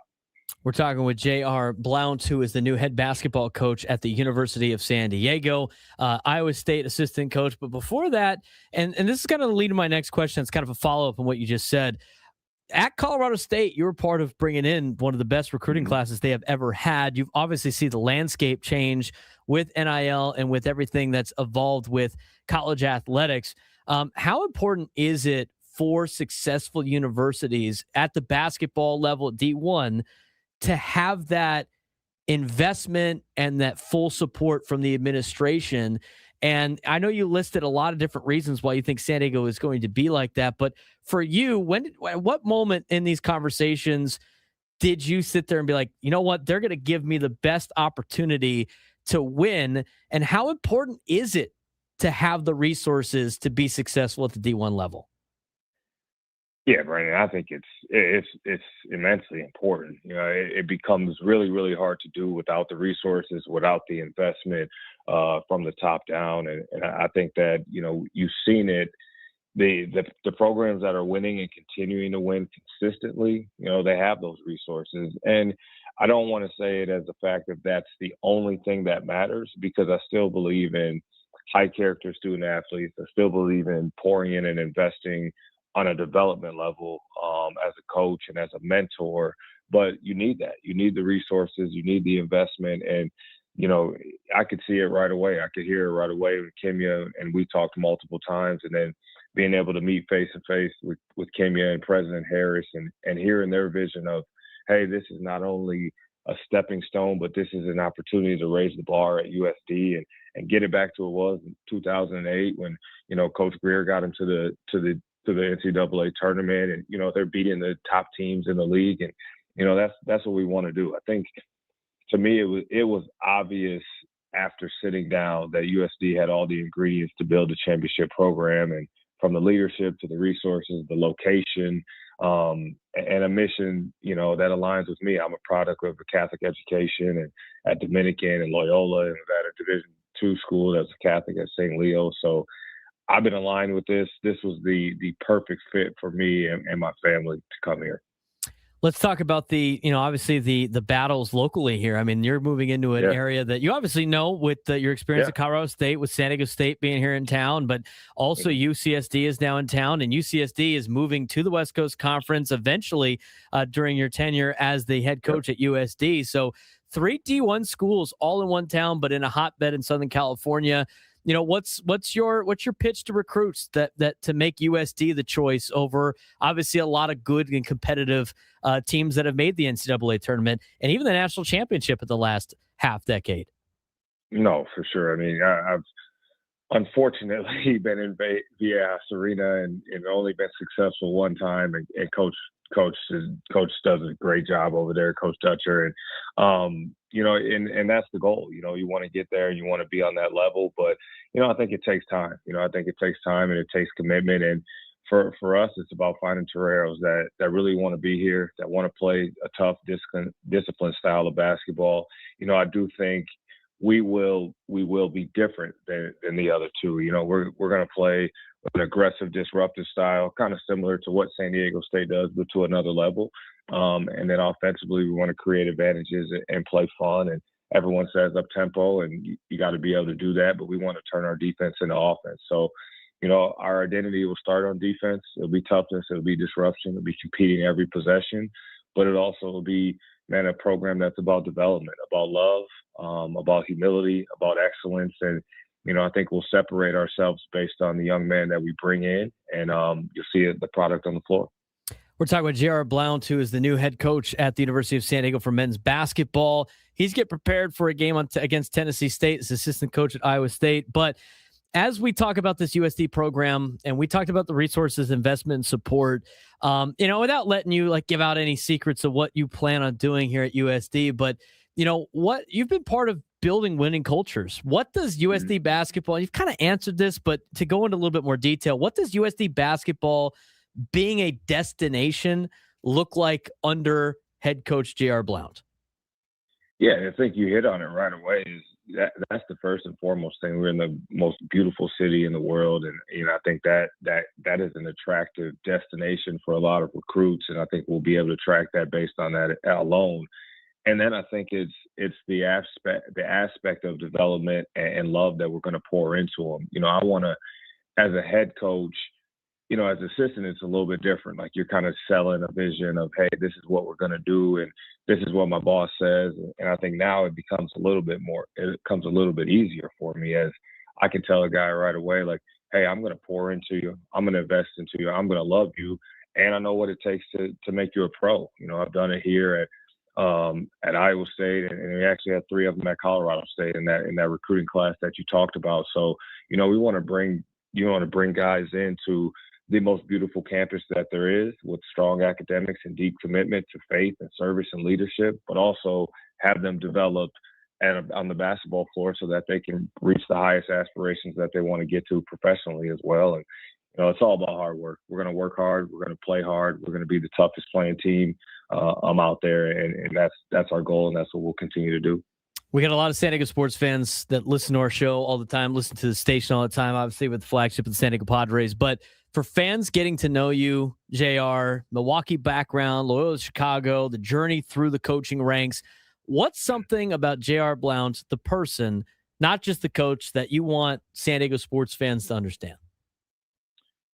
Yeah, I'm a very consistent person. I pride myself on that. I pride myself on having a routine and following through on a daily basis with things that I do. I like to be, I'll tell our guys we'll be relentlessly consistent, and I need to live that. I'll live that every day. I've been, my journey has been a little bit different than most. I started off at Division III to Division II, and then to a director of operations, to assistant coach, and then now to here. So I feel like I've seen it all, and I appreciate it all. I appreciate it, and that's why humility is a key factor in our program, because there's always more. You can never be satisfied, and there's no task too big or too small. And I think that's something that I want to exemplify and pour into our guys, so that when they leave our program, they'll be better basketball players, but they'll also be better men too. And I think that's really important.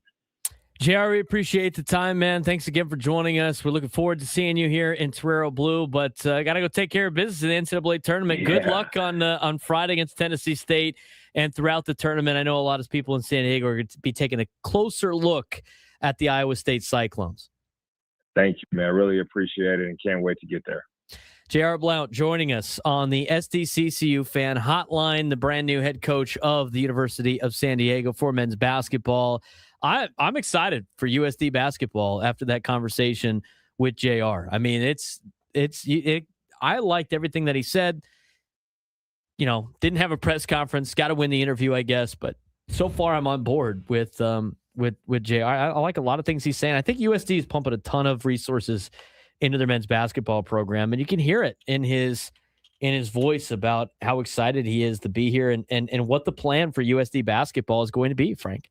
Yeah, absolutely. It sounded really, really good. I'm excited for the future of this program. And again, as you mentioned, with the amount of money that they're about to force into this program, it sounds like a great start for this new era of Toreros basketball for sure. And something that for USD has been, has eluded them for years now. I mean, he mentioned the last time that the University of San Diego made the NCAA tournament. It's 2008. Mm-hmm. 2008. It's a long time ago. Dude, was that 16 years ago or 18 years ago? That's a ridiculous amount of time. 18 years ago, which means there's not any there's no freshmen coming into college next year that were alive the last time USD won an NCAA tournament game. Do you know who they beat? No. UConn. They beat UConn. Oh, there you go. Then they lost to West Kentucky in the 12-13 matchup in the next round. But this is a tough competition now in town. And I think, high tides raise all ships. And San Diego State going to the national championship really pushed the envelope. I really pushed the conversation for UCSD and USD in town to try to get their hires right and try to get their programs right. So should be good overall for college basketball here in San Diego. Look forward to seeing what they could do. I mean, and the thing is, it's not going to happen overnight. Like, they're going to have to build it out. But I'm curious to see the money in what they are able to invest in a roster, because we've heard a lot of reports from Mark Ziegler about how much money USD thinks they're going to be able to spend or put into their basketball team, anywhere between like $2 to $4 million. Is that going to be enough in the new West Coast Conference? I mean, there's a lot of teams that invest a lot of money in their college basketball teams. I mean, you look at the NCAA tournament right now. I mean, that's one to win the West Coast Conference. Now, Gonzaga's not going to be in there next year, but you look at the top total expenses for men's basketball teams in the fiscal year 2025.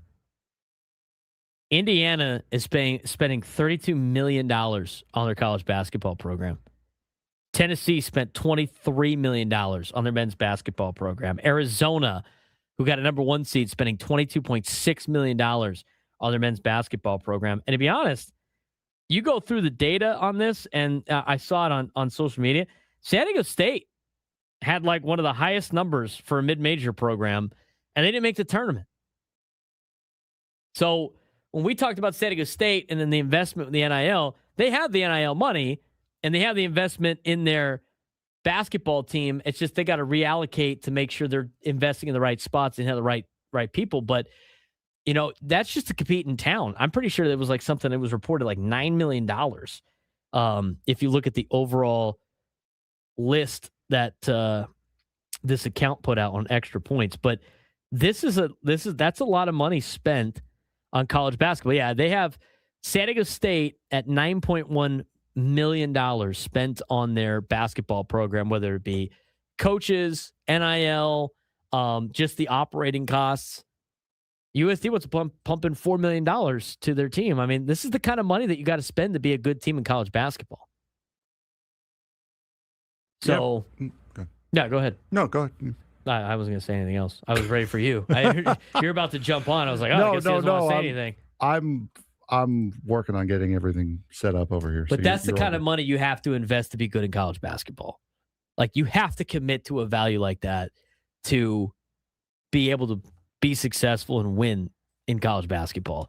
And it sounds like USD is going to invest that kind of money. But there's more to it than that, too. I mean, we heard it from Sean Lewis, and I think Sean Lewis is on as the head basketball coach, the head football coach at San Diego State.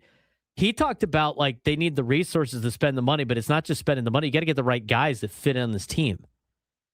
And that's what it sounds like JR Blount is trying to find for his basketball team and fit the culture. But I don't think the biggest issue nor problem for USD basketball is going to be getting guys in originally.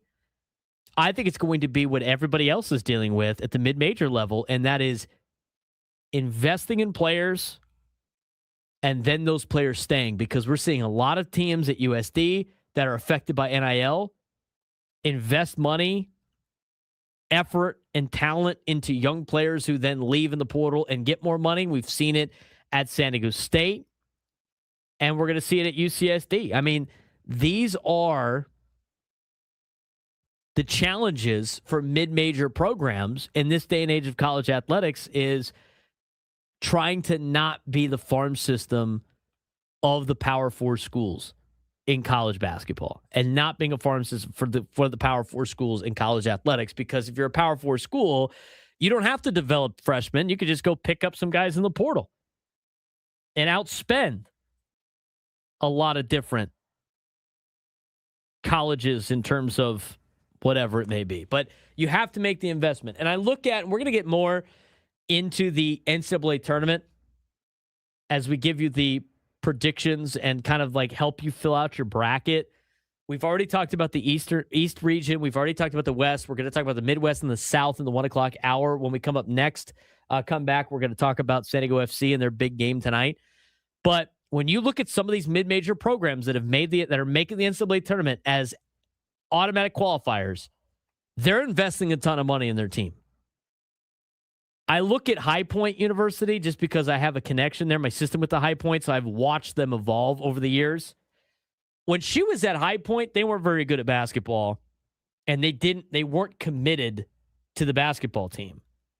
And then I think halfway through my sister being in college, because she was part of the dance team, so I got to watch their basketball. Their basketball was awful. They got the investment for a brand new arena. They put the investment into the team. They're spending money on NIL. And now all of a sudden, High Point's made the NCAA tournament back-to-back years. So as JR Blount mentioned in this interview, it's about resource. You need the resources and the commitment from the school, but it's also about what you're doing with those resources and how you're bringing in the right people. Because if you get the investment from the school, it usually works out for that school in making the NCAA tournament. There's not a lot of mid-major programs that are spending money that aren't making the NCAA tournament. So it's very interesting to see where USD is going to be. I love the hire. It was great that we were able to talk to him a little bit, and as he gets prepared for Tennessee State. But that Iowa State team's good. I mean, they're a really good basketball team. And here's the other thing too: if Iowa State beats Tennessee State and Santa Clara beats Kentucky, which is not crazy because Kentucky's been okay. And we're going to break down that region a little bit. Of course, we're going to break down that region. Hofstra's in it. We got to talk about the Midwest region. I mean, he could be going against Santa Clara, which is the team that he's going to go against coming up in the West Coast Conference anyway. So, love the move by USD. Great to have him on. Great to get to know JR Blount.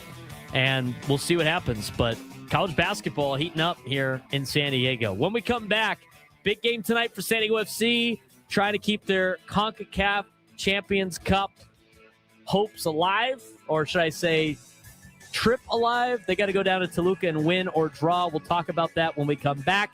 Get you some more bracket previews in the 1 o'clock hour.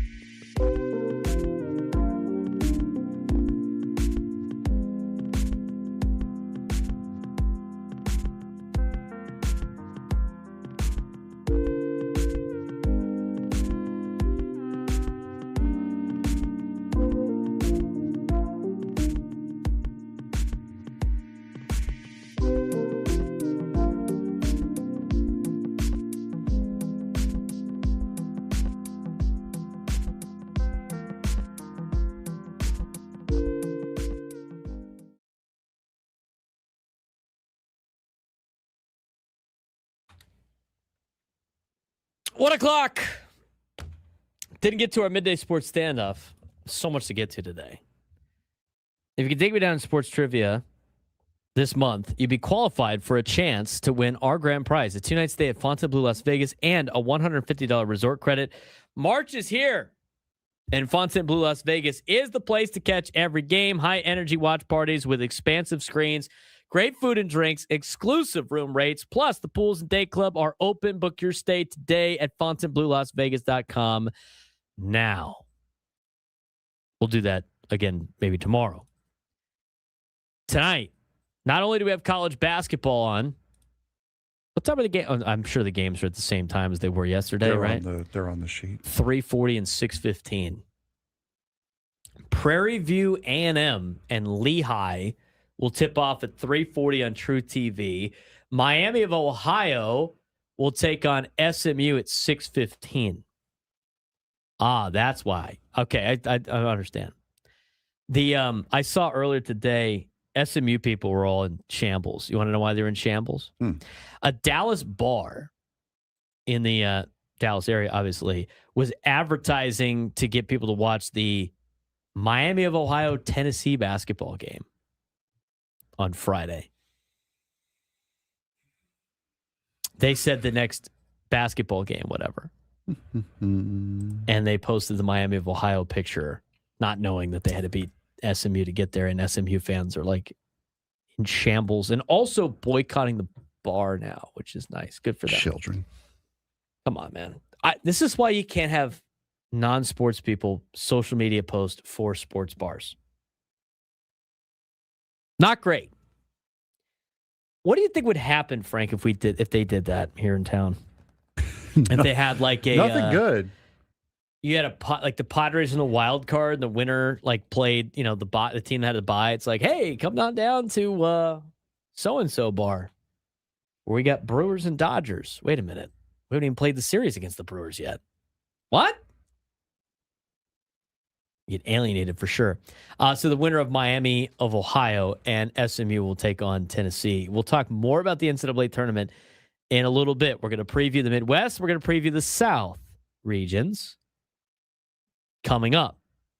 But the NCAA tournament tonight is not the only events going on. We have one in town, although it's involving one of our teams in town, not necessarily in town, and that's San Diego FC and Toluca. That is tonight.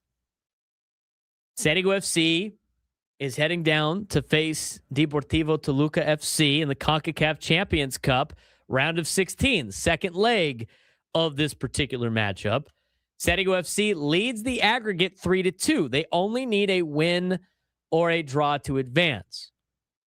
The match is at Estadio Nemesio Diaz, which is 8,750 feet in elevation. Massive physical disadvantage for San Diego FC, who didn't do that well against Pumas when they had that game. But at the same time, they had a much bigger lead in the aggregate, and they could different scenario. Play a little bit different in terms of strategy. Now, San Diego FC's approach, according to some comments made by Mikey Varis in the media this week, he emphasized aggression over playing safe in this particular matchup. And the philosophy he said was you always have to go for the game. What this means is San Diego FC is not going to park the bus like they did against Pumas. But they had a bigger lead where they could do that. You can't really park the bus in a game like this. You could. It's just very risky. So expect the same 4-3-3 system for San Diego FC. Balanced but proactive approach. Identity-driven, not situational. Smart Soccer says defend and survive. SDFC says attack and dictate. I like the attack and dictate a little bit, Frank, in terms of strategy in this particular matchup. I don't think you can wait back. And plus, have we ever seen San Diego FC really fall back? No, they don't quit. This is a team that's going to be. They will be on it a lot more than what they were against Pumas. Again, it's a completely different scenario, completely different situation. They are going to be ready, and they are going to look like a team that is hungry to get ahead in this game. I look at this game. I love the way Mikey Varas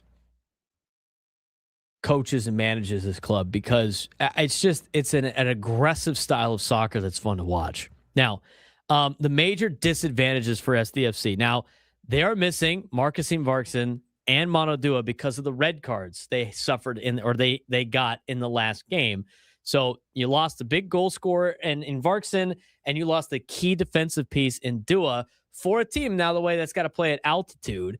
It's going to be harder to press. It's going to be harder to recover defensively. It's going to be harder to maintain structure late, and substitutions become a critical chess piece in this particular game. I like the way Mikey Varas has been able to manage this team, but this game's going to come down to a lot of Mikey Varas and a lot of the substitutions, especially early on and late, or early in the second half and late in the second half, Frank. Yeah, for sure. And a lot of that is going to hinge on where San Diego FC finds themselves during the match. If they're playing for a draw and it's still tied, then you're going to see different substitutions than what you would see if they were ahead or if they were really down. They know what they need. They know where they need to go to advance in this tournament. Again, the winner of this will play either LA Galaxy or Mount Pleasant FC, which is a Jamaican club. Most likely will end up playing LA Galaxy because they won 2-0 in the first leg. But surely I do not expect. I expect to see a completely different game from what you saw them play against Pumas. I think so too. The game they played against Pumas was we have a massive lead in the aggregate.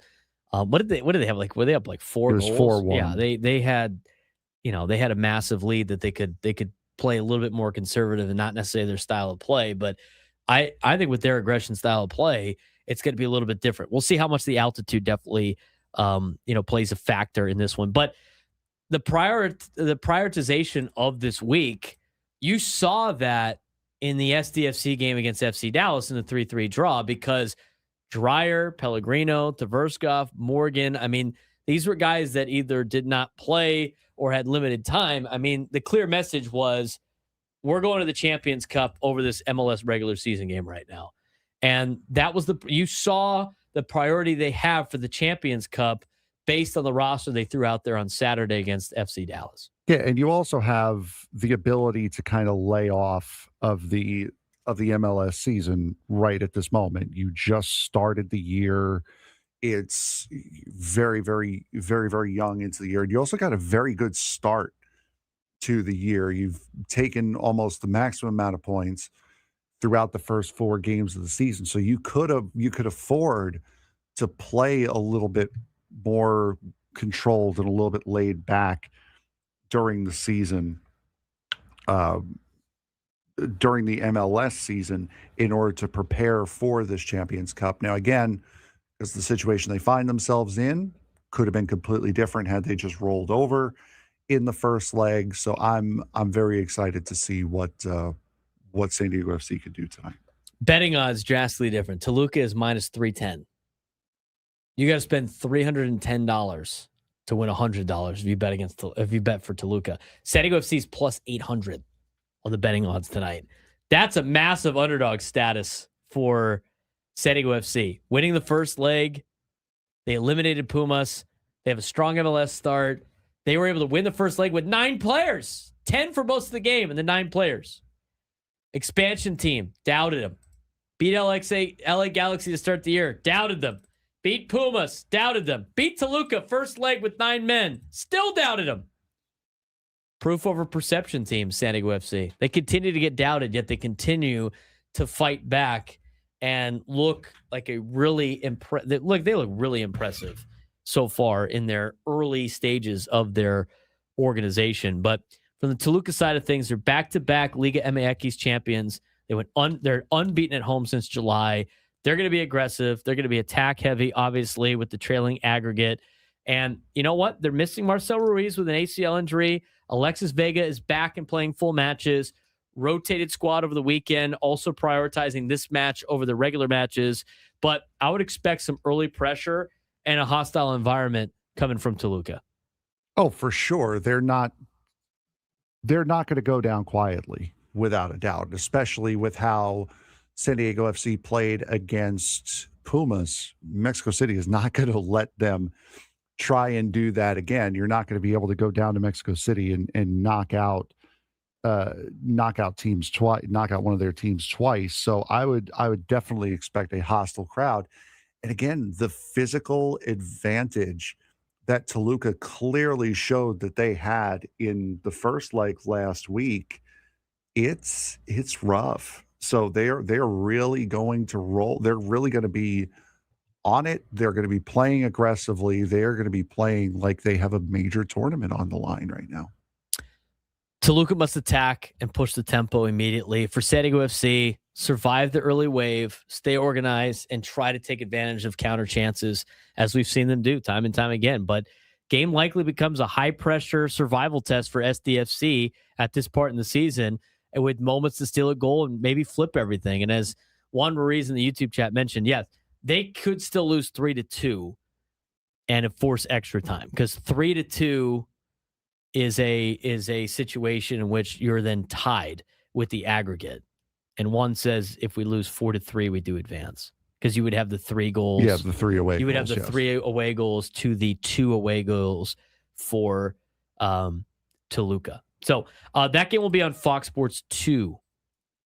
They shouldn't get preempted by TCU Iowa State basketball, which is now funny that we played that clip, because now the assistant coach for Iowa State's the new head coach of USD and was just on our show. So that's kind of funny. When we come back, speaking of college basketball, preview of the Midwest region and the South region. Finish up the show, get you ready to fill out your brackets. Pull those brackets back out. We'll help you fill them out when we come back.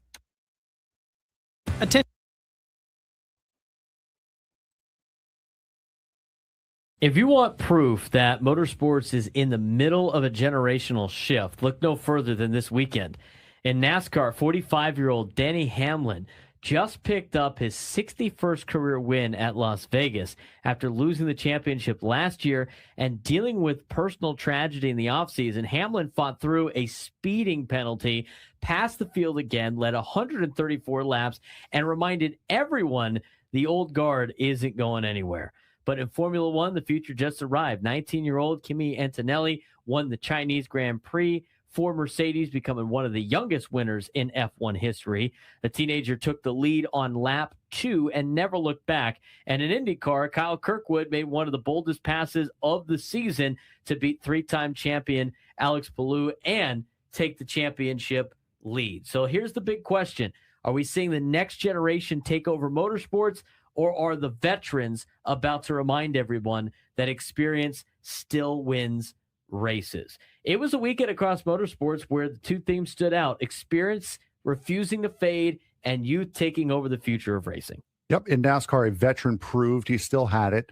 Formula One, a teenager shocked the grid. And in IndyCar, a championship fight is already heating up, and it's just 3 races into the season. Let's get you caught up on the biggest motorsports stories of the week. In NASCAR, Denny Hamlin still hunting wins. In the NASCAR Cup Series, Denny Hamlin reminded everyone why he's one of the best to ever do it.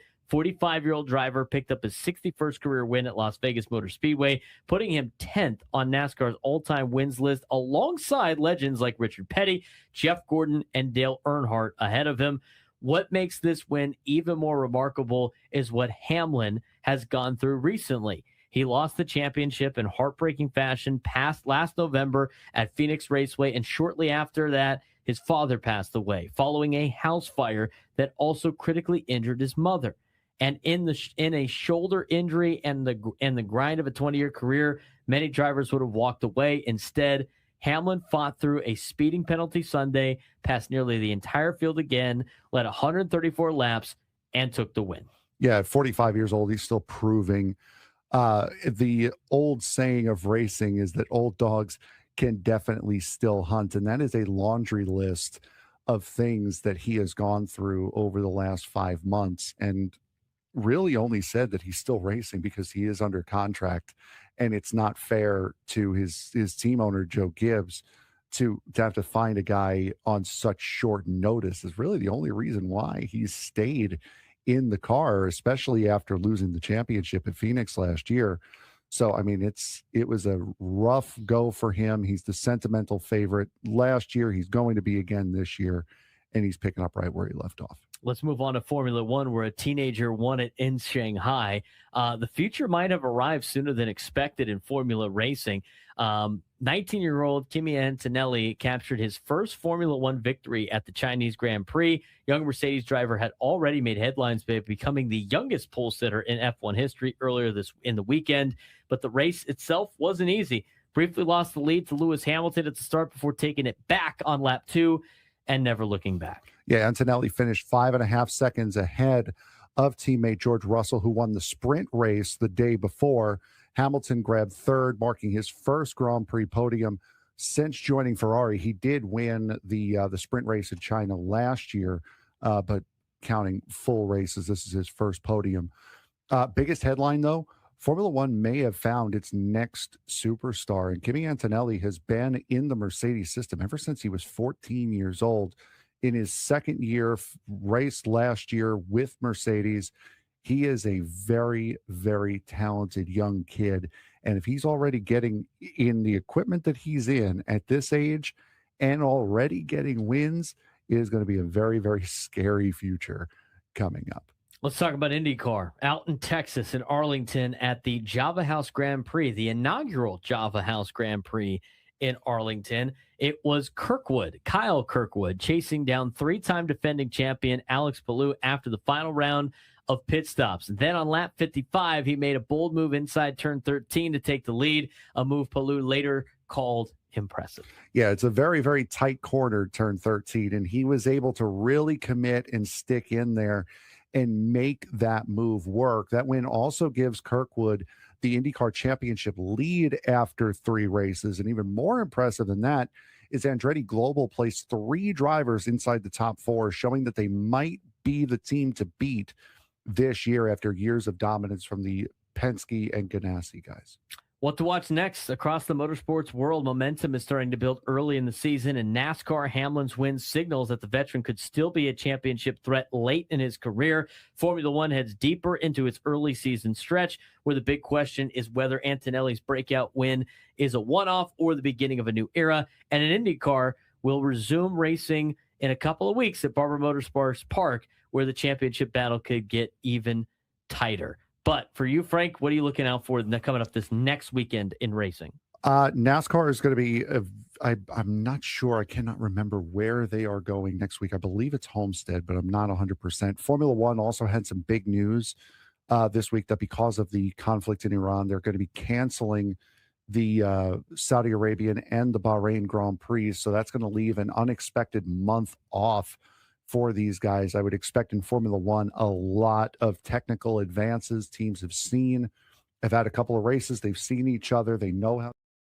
Broadcast live at the Bill House Studios. We know how. We got a ton of sports tonight, except for the Padres. It's the only day the Padres aren't playing this week. Off day for the Padres in spring training. They'll be back tomorrow in action against the White Sox. Padres schedule coming up. If we look at it, only a handful of games left of spring training. They got a game against a split squad White Sox team tomorrow. They have a split squad against the Dodgers and Rockies on Friday. They have a game against Milwaukee on Saturday before the spring breakout game Saturday night. They got a game against Arizona. They got a game against Seattle. They're done next Monday. 1, 2, 3, 4, 5, 6 games left of spring training. And we are just over a week from being at Baja Ricks and being at opening day. I mean, at this point in time, a week and a day from now, they'll be playing baseball at Petco Park against the Tigers. Should be a fun time. That's the only team not in action today. San Diego FC will be in action tonight as they take on Toluca. We have 2 more games in the first 4, in which you will have SMU taking on Miami of Ohio at 6:15. SMU's favored by 6.5 on True TV tonight. Winner will play Tennessee in the Midwest bracket. And then in the South bracket, Prairie View A&M the 16 versus the Lehigh Mountain Hawks, also a 16. Lehigh is favored by 3.5. That game will also be on True TV this afternoon, 3:40. Winner of that will play Florida in the South region, which is the next bracket we're going to break down. South region preview for the NCAA tournament. The favorite to win the South, none more than the number 1 seed, the Florida Gators, although I think Houston's got a really good chance at knocking off Florida. Florida's got an eye test of 4 in the country, in the tournament, resume of 4 in the tournament, seedless 4, final rank 3rd, according to Joe Lenardi's breakdown. Florida's strength, elite front court. They got an elite front court, rebounding dominance. Their weakness, though, 31.3% from 3, outside shooting concerns that you might need late in the game or might need if you fall behind. They're going to advance because of their size and rebounding travels in March. But reasons why Florida could potentially fall is cold shooting night from deep. So they run into a team that can hit some shots and are good shooters. It could stay outside, not have to worry about the rebounding game. That's a recipe for disaster for Florida in this tournament. Now, first round matchups and picks for the first couple of games. You're going to take Florida over whoever wins Prairie View, A&M, and Lehigh. There's no reason to ever take a 16 seed over a 1. I know it's happened twice now, but it's just so rare, and the gap is continuing to widen between Power 4 programs and mid-major programs, especially the ones that are in these conferences that are 1-bid leagues. You know, Prairie View's eye test is a 68, the resume is 68. They are the worst team in the NCAA tournament. Lehigh, eye test 67, resume tied for 67th. They're the second worst team in the NCAA tournament. Pick Florida. Massive size mismatch. Neither 16 can rebound or defend this at this level. I don't want to spend too much time on that. Clemson and Iowa, I think it's going to be a great game. Clemson, according to Joe Lenardi's got a eye test and a resume test of a 30. Iowa got a 28 on the eye test, 42 in the resume. Bennett Sturtz, 20.2 points per game and 5.1 assists. Best player on the floor for Iowa. Clemson does have a slower tempo, and the slower tempo plays into the Iowa shot making. I would expect Iowa to win this game, but this is one of those coin flip games. It could go either way. You're better off picking off a coin in some of these 8-9 matchups. Vanderbilt, McNeese. Vanderbilt has had a great year in the SEC. They got a 13 eye test, 11 resume, rank in the field, according to Joe Lenardi, compared to McNeese, 48 and 46. The pick in this one's Vanderbilt. This is not one of those 12-5 matchups that you want to take to 12. Tanner and Miles, the guards for Vanderbilt, are going to feast against the weak perimeter defense of McNeese. McNeese struggles from 3. That's not a great recipe for success if you are a mid-major program going against a Power 4 school. I'll take Vanderbilt in the first round against McNeese. Nebraska and Troy. Nebraska's got the eye test and the resume. They got a balanced offense plus their defense. Troy, we've seen here at San Diego State, they are way too inconsistent offensively. It could give Nebraska a scare, but I think the Cornhuskers probably get the job done against Troy. North Carolina, VCU. I think North Carolina should be the pick, but this is another game that you circle that might be an upset because the VCU Rams have depth and their offense is dangerous, and North Carolina is out. With Caleb Wilson is out.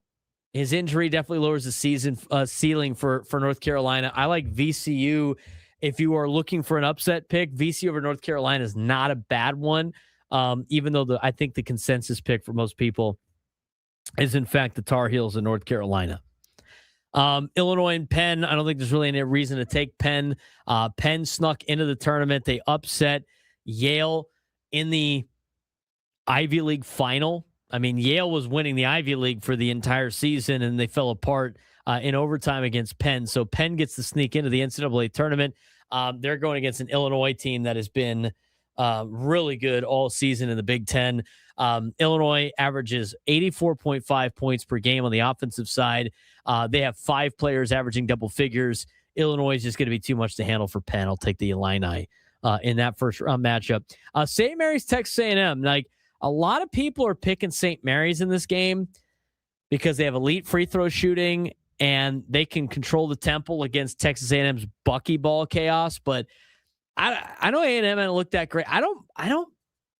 The Power 4 schools against the mid majors as upsets. I've seen the St. Mary's team play. I thought Santa Clara was better than St. Mary's this year. I like A&M in this game a little bit more than I like St. Mary's in this game. The pick for a lot of people is pick St. Mary's, but I could see this one going either way. I actually like the Aggies probably a little bit more than I like St. Mary's in this contest. Houston and Idaho. I think Houston's actually the best team in this bracket. I think a lot of people are picking Florida, but I like Houston to make it out of this region. They're my Final Four pick in that group. They're tough. They've played a tough resume. They've played a tough schedule. They got a great resume. They passed the eye test. They're number 2 in the country in defense nationally. I mean, Idaho's not going to hold up at all. I'm not going to spend too much time on that particular contest, but I got Houston advancing, obviously, in the first round. Second round matchups, Florida and Iowa. I like Florida in this one over Iowa. Front court is a lot better. It's going to overwhelm Iowa's lack of size. If Iowa can shoot, maybe they can hang with Florida, but I'll take Florida in this one. Vanderbilt, Nebraska. I like Vanderbilt. Their guard plays better. Guard play wins in March Madness. Nebraska does have a rebounding weakness. So I like Vanderbilt advancing out of that particular matchup. Illinois, North Carolina. Too many scoring options for Illinois versus UNC being without Caleb Wilson. So I'll take Illinois in this one also. And then Houston and St. Mary's. I think Houston's going to be able to match that slow tempo that St. Mary's does. Plus, they got elite defense. Elite defense wins in the NCAA tournament. Guard play wins in the NCAA tournament. I think you're starting to see a theme here with some of the teams that you should be picking in the NCAA tournament because historically they've done a really good job. So I like Houston advancing again in the Sweet 16. Now, this is where I still like the advantage for Houston because if Houston makes the Sweet 16, they're playing in their own backyard. They get to play in Houston. Florida and Vanderbilt, I think Florida wins the revenge game. I think the size advantage flips the previous SEC matchup. I like Florida. I like Houston over Illinois. I know Illinois is getting some picks for their offense over the defense, but I like Houston's defense. They've played a tougher schedule than Illinois, and they're playing in their own backyard. I get that shot makers decide a lot of March games for the tournament, but I like Houston over Illinois. And then when it comes to the Elite Eight, it's Florida, it's Houston. I know Florida might be better inside, and they have that rebounding capability, but I like Houston's defense and the fact that Houston is playing at home, basically. They're playing in Houston if they make it that far. If Houston makes the Sweet 16, they're making the Final Four because they're going to be playing at home. It's going to be a huge advantage. I think it's going to be a huge advantage. Now, you can go through the strength and weaknesses of these teams. Florida, their identity is size and rebounding. They can't shoot from beyond the arc. Houston's got the defense on their side. They're very inconsistent offensively. Illinois' got elite offense, but their defense lapses. That's why I like Houston over Illinois a lot. Vanderbilt's got good guard play. That advances in the NCAA tournament. Their fatal flaw, though, is they lack size. Nebraska's got balance, but they got rebounding issues. UNC is very star-powered, but they're injured, which means they got depth and rebounding problems. St. Mary's definitely controls the tempo, but low shot volume. They limit the possessions. Iowa's got a star guard, but they got no interior presence. So I think your safest pick in this region is Florida because of the number 1 seed. My pick is Houston. I think your best upset in this bracket is VC over UNC. I think the dark horse of this bracket is Vanderbilt. And, of course, the toss-up game is the 8-9 game between Clemson and Iowa. But I think Houston is going to advance to the Final Four out of the South region. When we come back, we're going to get to the Midwest region of this particular NCAA tournament. We'll let you know what we think. I'll give you the Final Four picks to kind of wrap this thing up. But NCAA tournament starts tomorrow, bright and early, 9 in the morning. Ohio State and TCU. We got more first 4 games going on tonight. We got San Diego FC tonight. A lot of sports to talk about. A lot of sports to finish the show with on the Braden Surprenant Show. San Diego's number 1 sports station, 97 through the Fan.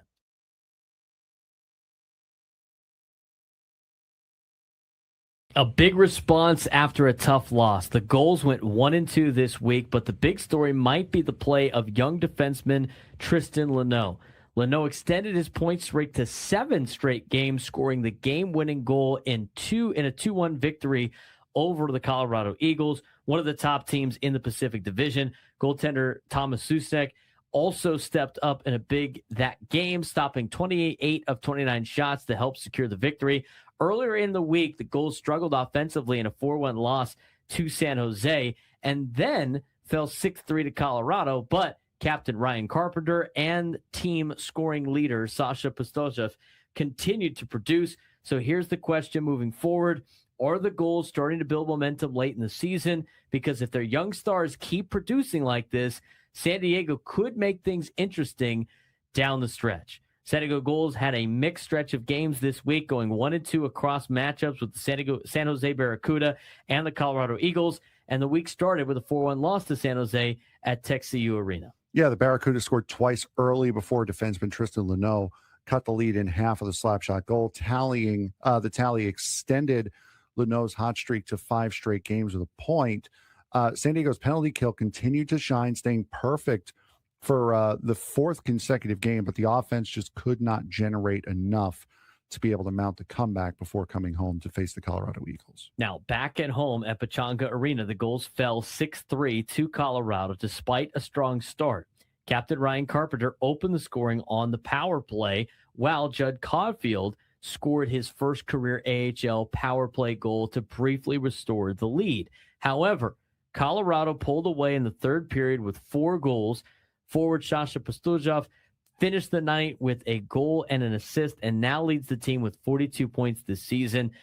But the Gulls responded the following night. They went and beat Colorado 2-1 against the Eagles, earning a split of the series against one of the Pacific Division's top teams. And when we've looked at the standings for the AHL, Frank, this is big wins because this is a big swing for the Gulls as they try to make the postseason. Yeah, we've talked about it over the course of the last couple of updates as to how tight everything is in the division, in the playoff race. And for the San Diego Gulls to be able to at least salvage one of the games last week, very, very big. And we've talked about, again, over the last couple of updates, how they've played in so many close games, winning and losing. This is definitely a young, battle-tested team that's still trying to learn how to win. Yeah. Goaltender Thomas Suchanek delivered a stand-up performance, 28 saves, while Nikita Nesterenko opened the scoring with his 4th goal of the season in this win over Colorado. Once again, Tristan Lowe played a key role, scoring the game-winning goal in the third period, extending his point streak to 7 games with 11 points during that span. One of the biggest positives, I think, for the Gulls right now is the play of Tristan Leno. Young defenseman is not only producing offensively, but also leading all Gulls defensemen in points. And when a blue liner can control the puck, contribute goals, and drive the transition game, it changes the entire dynamic of a team's offense, Frank. Yeah, for sure. And it's like adding another forward out there, a forward that plays back for you. So for Tristan Leno to really come on the way he has, again, scoring points in his last 7 games, that is absolutely huge for a team that is looking to make a playoff run and is towards the back end of the safe zone. Now, another encouraging sign, the penalty kill, which has been perfect over the past several games. In the AHL, special teams can often decide tight games, and San Diego is starting to show improvement in that area. The bigger challenge, though, for the Gulls moving forward is consistency. They've proven they can compete with strong teams like Colorado, but turning those flashes into sustained momentum will be the key if they want to climb the Pacific Division standings. They are in a safe spot right now for a playoff, but they are not too far off from hosting playoff games. This is something that should be in their center line to go out there and attack and get. And not only that, you don't just want to make the playoffs, Frank. You want to try to advance in the playoffs, and the consistency with this team is going to be key. Yeah, absolutely. And it's going to be close to see how this team is going to play. But for the Gulls, they're showing a lot of positive trends to where if things maybe don't go the way they want to or the way they hope or expect it to this year, years down the line, with Anaheim being as good as they are and being able to keep some of these young players and also possibly adding some in trades or in free agency during the offseason or next year, that'll be a huge key for this team. It may not be able to win this year, but next year and years on, they're looking very, very good. And now the question becomes, are the San Diego Gulls starting to find their rhythm late in the season? Are these strong performances just isolated flashes against tough competition? And with players like Leno and Pastujov producing and the goaltending stepping up, San Diego may still have an opportunity to make things interesting down the stretch.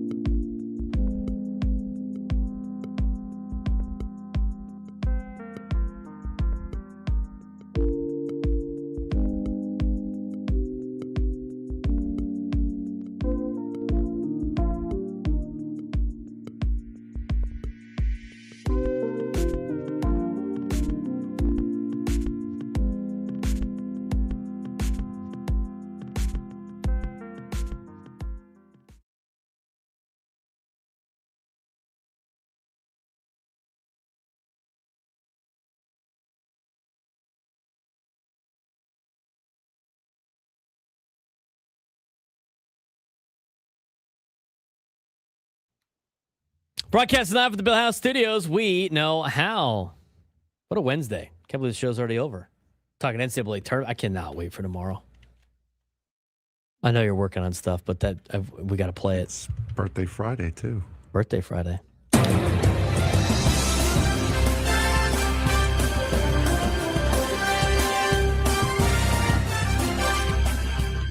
We actually used this to pump us up for the last couple of break videos that we did on Monday. We had to get locked in. Yeah, we needed a lock hit. it in. Needed to lock it in. Lock it in. Nice dance. I love the NCAA tournament. It is so much fun. I am going to be like a pig in mud tomorrow. We're either going to have the happy TCU postgame show or the sad TCU postgame show. Sad frog noises. Yeah, sad frog.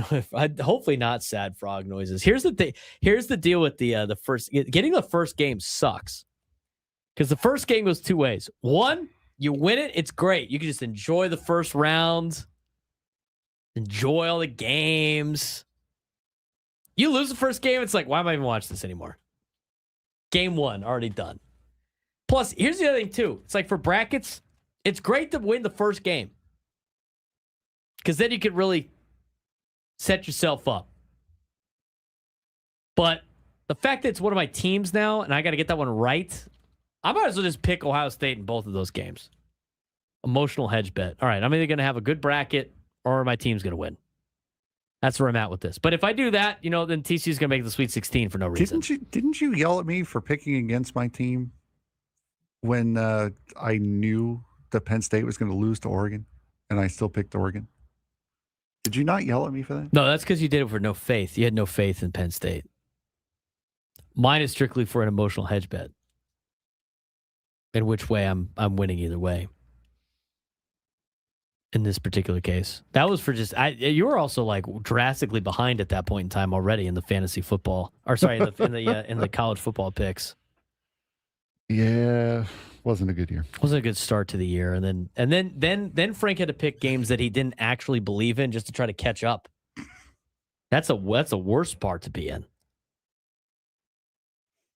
Anyway. 833-288-0973. 833-288-0973. Frank had a Mets level of faith, says Juan Rees in the chat. You know what? That's about it. Do you blame the guy who roots for the Mets that he doesn't believe in any of his teams pulling it off? I mean, you had to watch Team Italy lose in the semifinals, and then you get now he has to root for Team USA as an American citizen, and then they lose. You know what? Maybe it's Frank's fault. I was rooting for Team Venezuela purely for the memes. No, you don't get credit for that. Purely for the memes. Oh, I'm not asking for credit for the win. You don't get credit for that. I'm not asking for credit for the wins, but I got the memes that I wanted. The motherland lost, and then your homeland lost in back-to-back games to the same team. If Frank roots for your team, it's bad news, apparently. Yeah, that's it. Oh, boy. All right, let's talk about the final region that we're going to get to today, and that is the Midwest region. We're helping you fill out your bracket, all right? We're helping you fill out your bracket. And Clay, I saw Clay in the South Bay on the chat on YouTube saying he's not going to fill out a bracket. You know what, Clay? That makes you a windsock. Fill out a bracket. Even if there's a lot of question marks, just fill it out. Just fill it out. It's for fun anyway.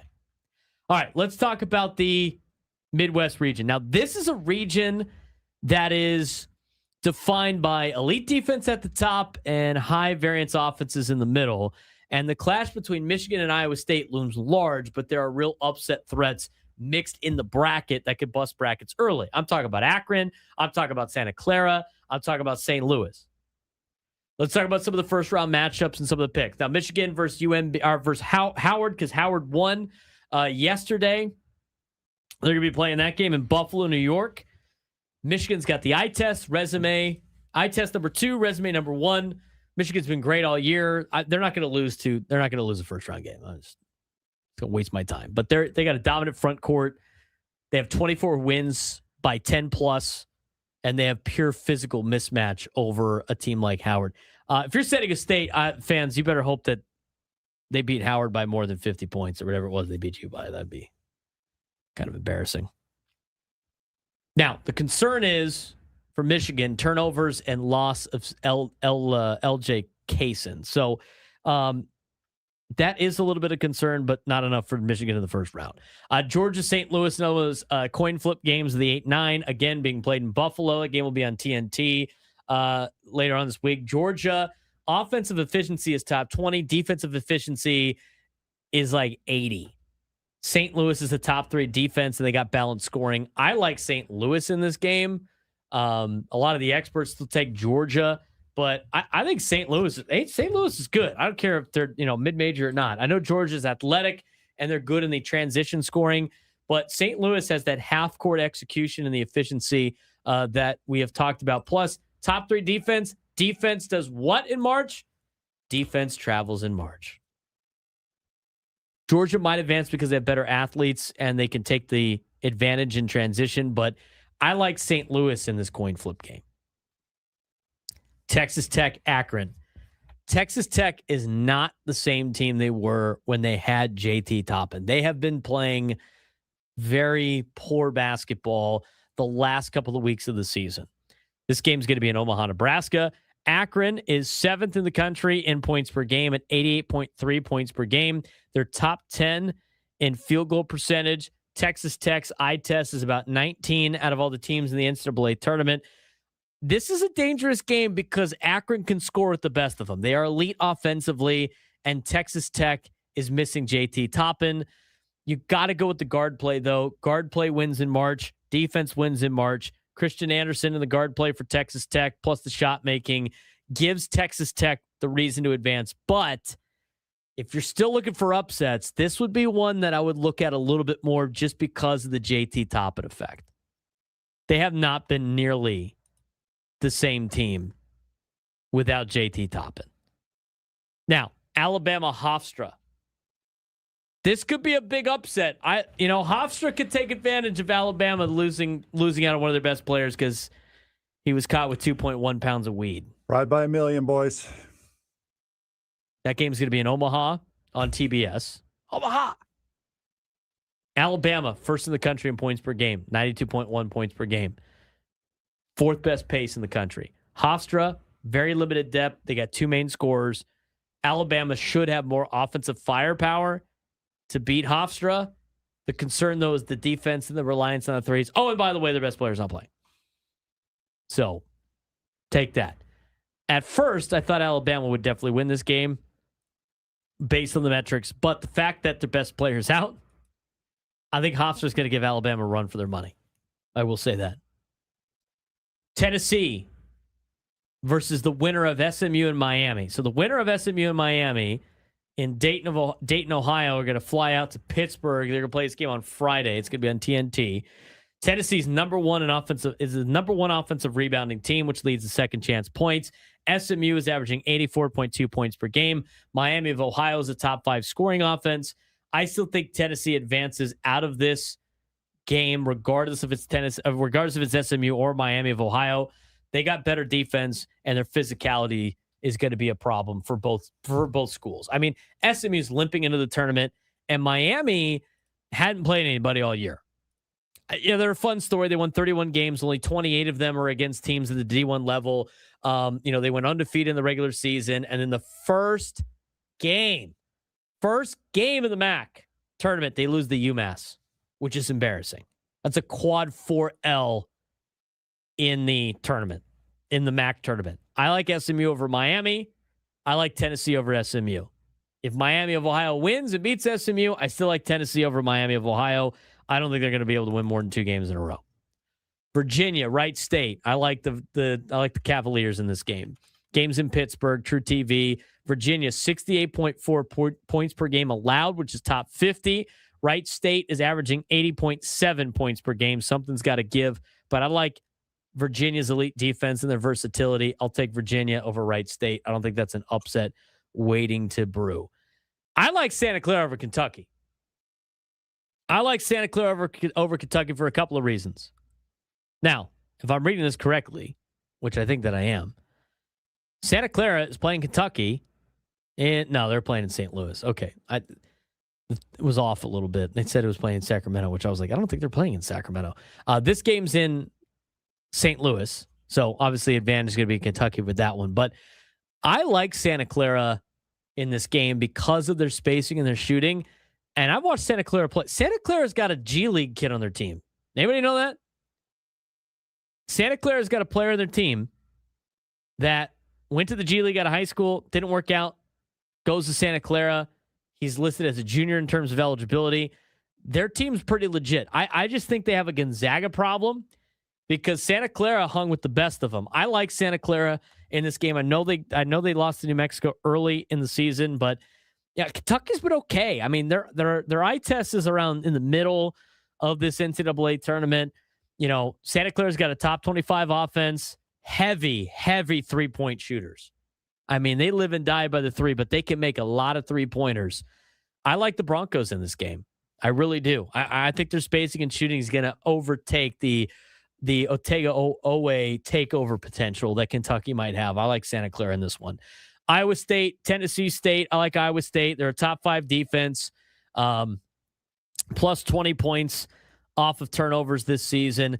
Tennessee State has chaos defense that they play, but I'll take Iowa State's elite defense that overwhelms Tennessee State. Give me Iowa State. Moving on. Michigan and St. Louis. I got Michigan in this. I don't think St. Louis has seen the size of Michigan. I know Georgia hasn't. I'll take Michigan in that game. Alabama, Texas Tech. I like Texas Tech in this game over Alabama if they are able to make it through Hofstra. Shot making versus injuries is going to be the key in this particular matchup. Alabama's offense, 92 points per game in the games, but they don't have their best player anymore. And so now it's kind of a more even matchup between Texas Tech and Alabama. Both teams are missing their best guy. Tennessee, Virginia. Tennessee's rebounding versus Virginia's defense. I like Tennessee in this game. I think the SEC has been better than the ACC this year. I don't think they've been the best, but I think they're the second best conference in college basketball. I'll take Rick Barnes and company and Tennessee Volunteers. Iowa State, Kentucky. Kentucky's been very inconsistent. Again, I like Santa Clara over Kentucky, but even if it's Santa Clara, I like Iowa State over Santa Clara. I like Iowa State going to the Sweet 16. So I got Michigan, Texas Tech, I got Tennessee, and I got Iowa State. I like Michigan over Texas Tech, and I like Iowa State over Tennessee. The Iowa State-Tennessee game is going to be a defensive war in the Sweet 16. And Tennessee's got turnover issues. Iowa State likes to bring pressure, too, on the defensive side of things, so I like Iowa State over Tennessee. In the Elite Eight, Iowa State, Michigan. Michigan's got the number one resume. Iowa State's got an elite eye test, plus the defense is better. Michigan's still dealing without LJ Kaysen, who's got that, which leads to ball handling issues. Iowa State forces turnovers. They control tempo. They got one of the best defenses in the country. I like Iowa State to the Final Four coming out of the Midwest region. So you look at the team tiers for the bracket strategy when you fill out your bracket. Michigan and Iowa State are title contenders.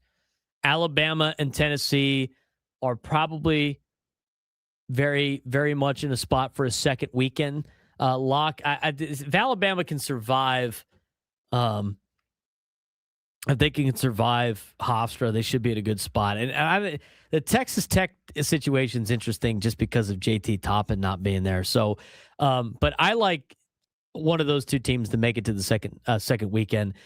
Your upset watch teams, Akron, maybe against Texas Tech. I really like Santa Clara. I really like St. Louis. I know those are not really upsets, but again, when you look at the brackets and you look overall about